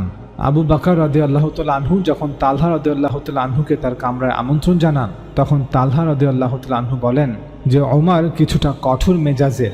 আপনি কাল কিয়ামতের ময়দানে আল্লাহর সামনে কি বলবেন? যদি আল্লাহ আপনাকে জিজ্ঞাসা করেন আপনি কেন মুসলমানদের বিষয়ে এত কঠোর মেজাজের ব্যক্তিকে দায়িত্ব দিয়েছিলেন, তখন আবু বকর রাদিয়াল্লাহু তাআলা আনহু বলেন, যদি আল্লাহ আমাকে জিজ্ঞেস করেন তাহলে আমি উত্তর দেব, হে আল্লাহ, আমি তাদের মধ্যে তাদের সর্বোত্তম ব্যক্তিকে এই দায়িত্বের জন্য নির্বাচন করেছিলাম। এই পুরো ঘটনা থেকে এটা স্পষ্ট যে আবু বকর রাদিয়াল্লাহু তাআলা আনহু প্রথমে ওমর রাদিয়াল্লাহু তাআলা আনহুর নাম প্রস্তাব করেছিলেন। মুসলমান সমাজের সকল প্রতিনিধিদের সাথে আলোচনা সাপেক্ষে সকলের মতামতের ভিত্তিতে ওমর রাদিয়াল্লাহু তাআলা আনহুকে পরবর্তী খলিফা হিসেবে নির্বাচন করেছিলেন। খলিফা কে হবেন এই বিষয়ে সিদ্ধান্ত নেয়ার পর আবু বকর রাদিয়াল্লাহু তাআলা আনহু ওমর রাদিয়াল্লাহু তাআলা আনহুকে তার কামরায় ডেকে পাঠান এবং তাকে তিনি নিজে এই সিদ্ধান্তের বিষয়ে জানান। ওমর রাদিয়াল্লাহু তাআলা আনহু প্রথমে রাজি না হলেও আবু বকর রাদিয়াল্লাহু তাআলা আনহুর বারবার জোর দাবির কারণে তিনি সম্মতি দেন। এরপর আবু বকর রাদিয়াল্লাহু তাআলা আনহু একটি ওসিয়াত বা দলিল লিখার নির্দেশ দেন এবং বলেন, এই ওসিয়াত যেন আগামীকাল মসজিদে সকলের সামনে পড়ে শোনানো হয়। তিনি ওসমান রাদিয়াল্লাহু তাআলা আনহুকে সমন্বয়কারী হিসেবে নিয়োগ দিয়েছিলেন। যে তিনি ওসিয়াত আগামীকাল মসজিদের সকলের সামনে পড়ে শোনাবেন। অতঃপর নিশ্চিত করবেন যে ওমর রাদিয়াল্লাহু তাআলা আনহুর হাতে বায়াত গ্রহণ এবং ক্ষমতার হস্তান্তর সঠিকভাবে সম্পন্ন হয়েছে। এভাবেই আবু বকর রাদিয়াল্লাহু তাআলা আনহু জীবিত থাকাকালীন সকল সাহাবা ওমর রাদিয়াল্লাহু তাআলা আনহুর হাতে বায়াত প্রদান করে এবং তার আনুগত্যের শপথ করে। এখন কেউ যদি মনে করেন যে আবু বকর রাদিয়াল্লাহু তাআলা আনহু তার সিদ্ধান্তটি সকল সাহাবা ও মুসলমানদের উপর চাপিয়ে দিয়েছেন, তবে তার এই মনে করাকে আমরা পেছনে ফেলে সামনে এগিয়ে যাওয়া শ্রেয় মনে করছি। আবু বকর রাদিয়াল্লাহু তাআলা আনহু এবং ওমর রাদিয়াল্লাহু তাআলা আনহু নিঃসন্দেহে তৎকালীন নেতৃত্বের পরামর্শের ভিত্তিতে খলিফা হিসেবে নিয়োগ পেয়েছিলেন এবং মুসলমান সমাজের এই নতুন নেতৃত্বের সকলে মুসলমানদের বৈধ প্রতিনিধি ছিলেন। তৎকালীন মুসলমানদের সকলে এই নেতৃত্বকে উক্ত ক্ষমতা প্রদান করেছিলেন যে মুসলমানদের বিষয়ে কোনো সিদ্ধান্ত নিতে হলে তারাই নিবেন, তাদের সিদ্ধান্তই সকল মুসলমানদের সিদ্ধান্ত বলে মনে করা হবে। আমরা পূর্বে বলেছি যে খোলাফায়ে রাশিদিনদের জামানায় গণতান্ত্রিক নীতিরই বাস্তবায়ন হয়েছে, তবে একটি গোত্রতান্ত্রিক সমাজে যেভাবে হওয়া উচিত ঠিক সেভাবেই হয়েছে। এখানে আপনি ভোটাধিকার, ভোট গ্রহণ, ব্যালট বাক্স, নির্বাচন কমিশন এগুলো কিছুই খুঁজে পাবেন না। বর্তমান সংসদীয় ব্যবস্থায় যেভাবে জনগণের প্রতিনিধিরাই চূড়ান্ত কর্তৃপক্ষ হিসেবে সিদ্ধান্ত গ্রহণ করে থাকে, তৎকালীন সময়ে মদিনার এই মুসলিম রাষ্ট্রের নতুন নেতৃত্ব ঠিক একইভাবে মুসলমানদের প্রতিনিধি হিসেবে সকল সিদ্ধান্ত গ্রহণ করতেন। একটি গোত্রতান্ত্রিক সমাজে প্রতিষ্ঠিত রাষ্ট্রে সরকার প্রধান নির্বাচনের জন্য এটিই ছিল সর্বোত্তম উপায়। ওমর রাদিয়াল্লাহু তাআলা আনহু খলিফা হিসেবে নির্বাচিত হওয়ার পর তিনি প্রায় 10 বছর 73 দিন বা কিছু কম বেশি মুসলমানদের আমির হিসেবে দায়িত্ব পালন করেছেন। তার শাসনামলে মুসলমানরা রোম ও পারস্যকে বিজয় করেছে। 644 খ্রিস্টাব্দের 3রা নভেম্বর পারস্যের একজন গোলাম আবু লুলু আল মাজুসি ফেরোজ ওমর রাদিয়াল্লাহু তাআলা আনহুকে মসজিদে ফজরের নামাজরত অবস্থায় ছুরিকাঘাত করে। আবু লুলু আল মাজুসি ফাইরোজ ছিল একজন যুদ্ধবন্দী। পারস্যের কোনো এক যুদ্ধে সে মুসলমানদের হাতে বন্দী হয়। পারস্যের ধর্ম জরোআস্ট্রিয়ানিজম ত্যাগ করে ইসলাম ধর্ম গ্রহণ করায় মুগিরা ইবনে শুবা রাদিয়াল্লাহু তাআলা আনহু তাকে ইরাক থেকে খিলাফতের রাজধানী মদিনায় নিয়ে আসেন। যদিও ওমর রাদিয়াল্লাহু তাআলা আনহু মদিনার মুসলমানদের নিরাপত্তার স্বার্থে আইন করে নিষেধ করেছিলেন যে মুসলমানরা যে সকল অঞ্চল বিজয় করেছে সেখানকার কোনো নারী বা পুরুষ মদিনায় বসবাস করতে পারবে না, যদিও সে ইসলাম ধর্ম গ্রহণ করে, কারণ সে হয়তো সত্যিকার অর্থে ইসলাম ধর্ম গ্রহণ করেনি, কোনো ক্ষতি সাধনের উদ্দেশ্যে মদিনায় বসবাস করতে চায় এবং প্রতিশোধের ক্ষোভে সে ভয়ঙ্কর কিছু করতেও পারে। তবে ওমর রাদিয়াল্লাহু তাআলা আনহুর ব্যক্তিগত অনুমতি সাপেক্ষে পরবর্তীতে কিছু অনারব নও-মুসলিমদের মদিনায় প্রবেশের অনুমতি দেয়া হয়, যারা বিশেষ বিশেষ কাজে পারদর্শী ছিল। আবু লুলু আল মাজুসি ফাইরোজ সেই সুযোগে মদিনায় প্রবেশ করে। ইতিহাসের কিতাবে বলা হয়েছে সে একাধারে কামার ও কাঠ মিস্ত্রি ছিল, তাছাড়া সে বুনন কাজও করতে পারত। তখন ওমর রাদিয়াল্লাহু তাআলা আনহু ফজরের নামাজের ইমামতি করছিলেন। আবু লুলু নামাজের প্রথম কাতারে দাঁড়িয়েছিল যাতে ওমর রাদিয়াল্লাহু তাআলা আনহুকে সহজেই আঘাত করা যায়। সে তার সঙ্গে একটি দুমুখী খঞ্জর লুকিয়ে রেখেছিল। অতঃপর নামাজরত অবস্থায় সে ওমর রাদিয়াল্লাহু তাআলা আনহুকে 3টি আঘাত করেছিল। কেউ কেউ বলেন 6টি আঘাত করেছিল। তন্মধ্যে একটি ছিল নাভির নিচে, ফলে তার পেটে একটি বড় গভীর ক্ষতের সৃষ্টি হয় এবং পাকস্থলী কেটে যায়। তিনি সঙ্গে সঙ্গে দণ্ডায়মান অবস্থা থেকে নিচে ঢলে পড়লেন। সেই কাফিরটি তার খঞ্জর সহ পলায়নের চেষ্টা করলে লোকেরা তাকে পাকড়াও করার চেষ্টা করে। সে যাকেই সামনে পেল তাকেই ছুরি দিয়ে আঘাত করল। রাওয়ায়াতে বলা হয়েছে যে সে এভাবে 13 জনকে আঘাত করল। পরবর্তীতে তন্মধ্যে 6 জন মারা গিয়েছিল। বলা হয়ে থাকে এত মৃত্যুর মূল কারণ ছিল খঞ্জরটি বিষ মিশ্রিত ছিল। পলায়নের সময় মসজিদ প্রাঙ্গণে সাহাবা এবং তাবেঈরা তাকে ঘিরে ধরে। একজন তার মুখের উপর একটি বড় আলখাল্লা নিক্ষেপ করে এবং বাকিরা তখন তার উপর ঝাঁপিয়ে পড়ে। তখন সে তার খঞ্জরটি দিয়ে নিজের বুকে নিজেই ছুরিকাঘাত করল। হৃৎপিণ্ডে ক্ষতের কারণে সে ঘটনাস্থলে নিহত হয়। ছুরিকাঘাতে আহত হওয়ার পর ওমর রাদিয়াল্লাহু তাআলা আনহু আরও 3 দিন বেঁচে ছিলেন। তিনি সর্বপ্রথম পরবর্তী খলিফা কে হবেন তা নির্ধারণ করার জন্য সাহাবাদের তাগিদ দিলেন। অনেকে বলে থাকেন যে ওমর রাদিয়াল্লাহু তাআলা আনহু নাকি সে সময়ে 6 জনের শুরা গঠন করে দিয়েছিলেন। সত্য হচ্ছে তিনি কোনো শুরা গঠন করেননি। তিনি বলেছিলেন এখন মদিনায় মুহাজির এবং কুরাইশ গোত্রের মাত্র 6 জন ব্যক্তি এমন আছে যারা খিলাফতের দায়িত্ব পালন করতে সক্ষম, অর্থাৎ মুহাজির এবং কুরাইশ গোত্রের মধ্যে হতে এই 6 জন এমন ব্যক্তি ছিলেন যাদের নেতৃত্ব মুসলমানরা মেনে নিবে। যারা সকল মুসলমানদের কাছে গ্রহণযোগ্য। মূলত তারা ছিলেন 6 জন প্রার্থী, খলিফা পদের জন্য যোগ্য 6 জন প্রার্থী। খেলাফত নিয়ে যদি কোনো মতবিরোধ হয়ে থাকে তবে তা এই 6 জনের মধ্যেই হবে, কারণ কুরাইশ গোত্রের মধ্যে এমন আর কেউ নেই যারা সকল মুসলমানদের নিকট এই 6 জনের মতো গ্রহণযোগ্য। এই 6 জন ছিলেন আব্দুর রহমান ইবনে আউফ রাদিয়াল্লাহু তাআলা আনহু, ওসমান ইবনে আফফান রাদিয়াল্লাহু তাআলা আনহু, আলী ইবনে আবি তালিব রাদিয়াল্লাহু তাআলা আনহু, সাদ ইবনে আবি ওয়াক্কাস রাদিয়াল্লাহু তাআলা আনহু, তালহা ইবনে উবাইদিল্লাহ রাদিয়াল্লাহু তাআলা আনহু, জুবাইর ইবনুল আওয়াম রাদিয়াল্লাহু তাআলা আনহু। ওমর রাদিয়াল্লাহু তাআলা আনহু এই 6 জনের সমন্বয়ে একটি সূরা গঠন করেননি। তিনি বলেছেন, তোমরা এই 6 জন বসে সিদ্ধান্ত নাও যে তোমাদের মধ্যে কে খলিফা হবে। তারাই ছিলেন সকল মুসলমানদের প্রতিনিধি। তোমরা যার বিষয়ে সিদ্ধান্ত নিবে সকল মুসলমান তাকেই খলিফা হিসেবে মেনে নিবে।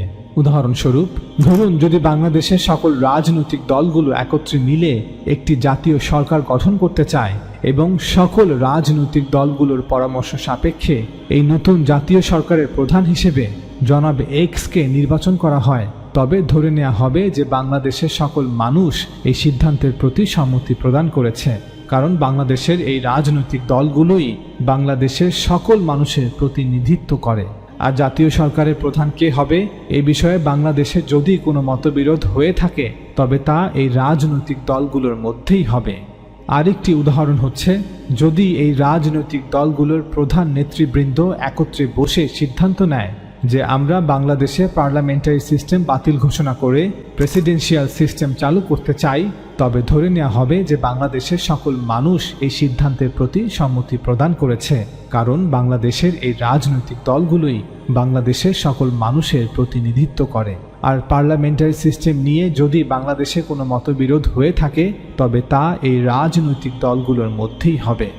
আরেকটি উদাহরণ হচ্ছে, 2024 সালের আগস্টে স্বৈরাচার আওয়ামী সরকারের পতনের পর যখন বৈষম্য বিরোধী ছাত্র আন্দোলনের কেন্দ্রীয় সমন্বয়করা ডক্টর মোহাম্মদ ইউনূসকে সরকার প্রধান হিসেবে নির্বাচন করেছিল, তখন ধরে নেওয়া হয়েছিল যে সর্বস্তরের জনগণ এবং সকল রাজনৈতিক দলগুলো এই সিদ্ধান্তে সম্মতি প্রদান করেছে, কারণ বাংলাদেশের সকল জনগণ এবং রাজনৈতিক দলগুলো এই বৈষম্য বিরোধী ছাত্র আন্দোলনের কেন্দ্রীয় সমন্বয়কদের নেতৃত্বেই স্বৈরাচার পতনের আন্দোলন করেছিল। সরকার পতনের পর এখন এই বৈষম্য বিরোধী ছাত্র আন্দোলনের কেন্দ্রীয় সমন্বয়করাই বাংলাদেশের সকল মানুষের প্রতিনিধিত্ব করছে।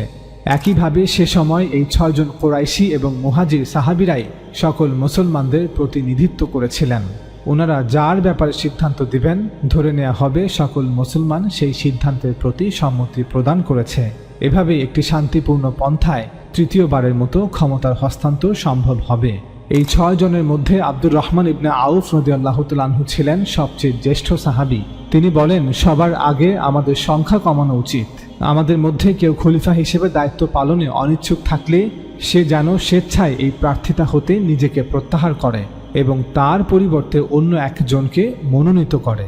তখন জুবাইর ইবনুল আওয়াম রাদিয়াল্লাহু তাআলা আনহু আলী ইবনে আবি তালিব রাদিয়াল্লাহু তাআলা আনহুকে মনোনীত করেছিলেন এবং স্বেচ্ছায় নিজেকে প্রার্থিতা হতে প্রত্যাহার করেছিলেন।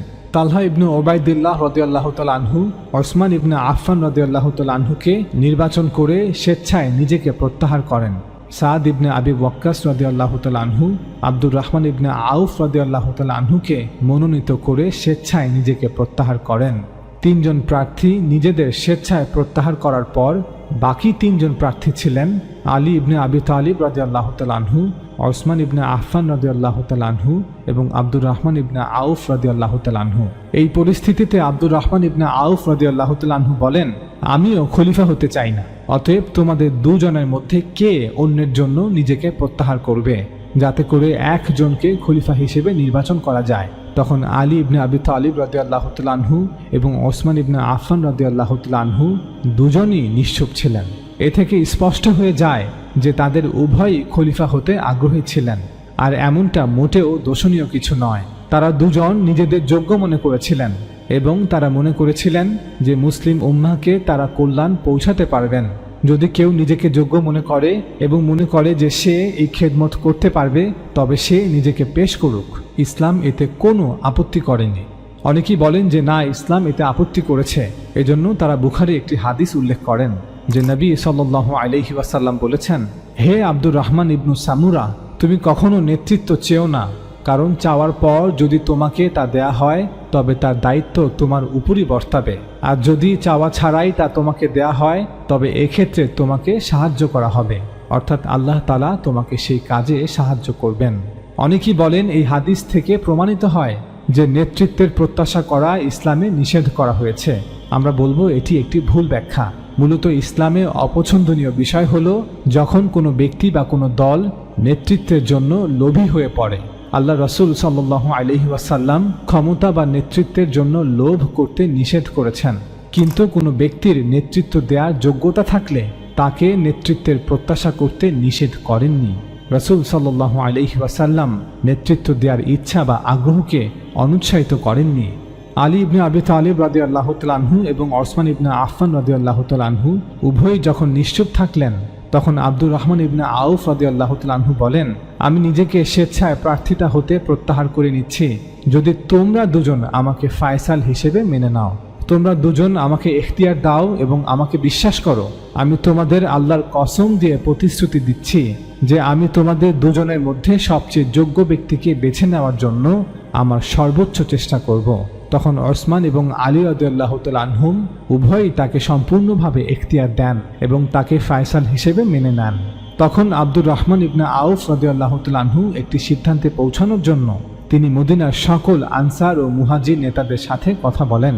বলা হয় তিনি জ্যেষ্ঠ সাহাবাদের ঘরে ঘরে গিয়ে এই বিষয়ে আলোচনা করেন। ওসমান এবং আলী রাদিয়াল্লাহু তাআলা আনহুম সম্পর্কে তাদের মতামত জানতে চান। ওমর রাদিয়াল্লাহু তাআলা আনহুর মৃত্যুর খবর শুনে গোটা জাজিরা হতে যে সকল সাহাবা এবং প্রতিনিধি দল মদিনায় এসেছিল তিনি তাদের সাথেও এ ব্যাপারে কথা বলেন। এমনকি তিনি মদিনার অনেক নারীদের সাথেও কথা বলেন।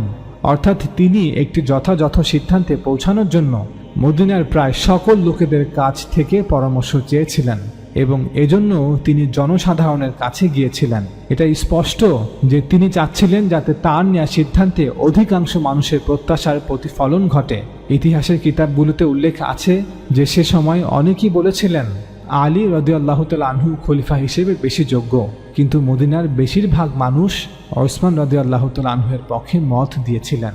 সে সময়ে ওসমান রাদিয়াল্লাহু তাআলা আনহুর বয়স ছিল প্রায় ৭০ বছর আর আলী রাদিয়াল্লাহু তাআলা আনহুর বয়স ছিল প্রায় ৪৪ বছর। হয়তো এ কারণেই মদিনার অধিকাংশ মানুষ ওসমান রাদিয়াল্লাহু তাআলা আনহুর পক্ষে মত দিয়েছিলেন।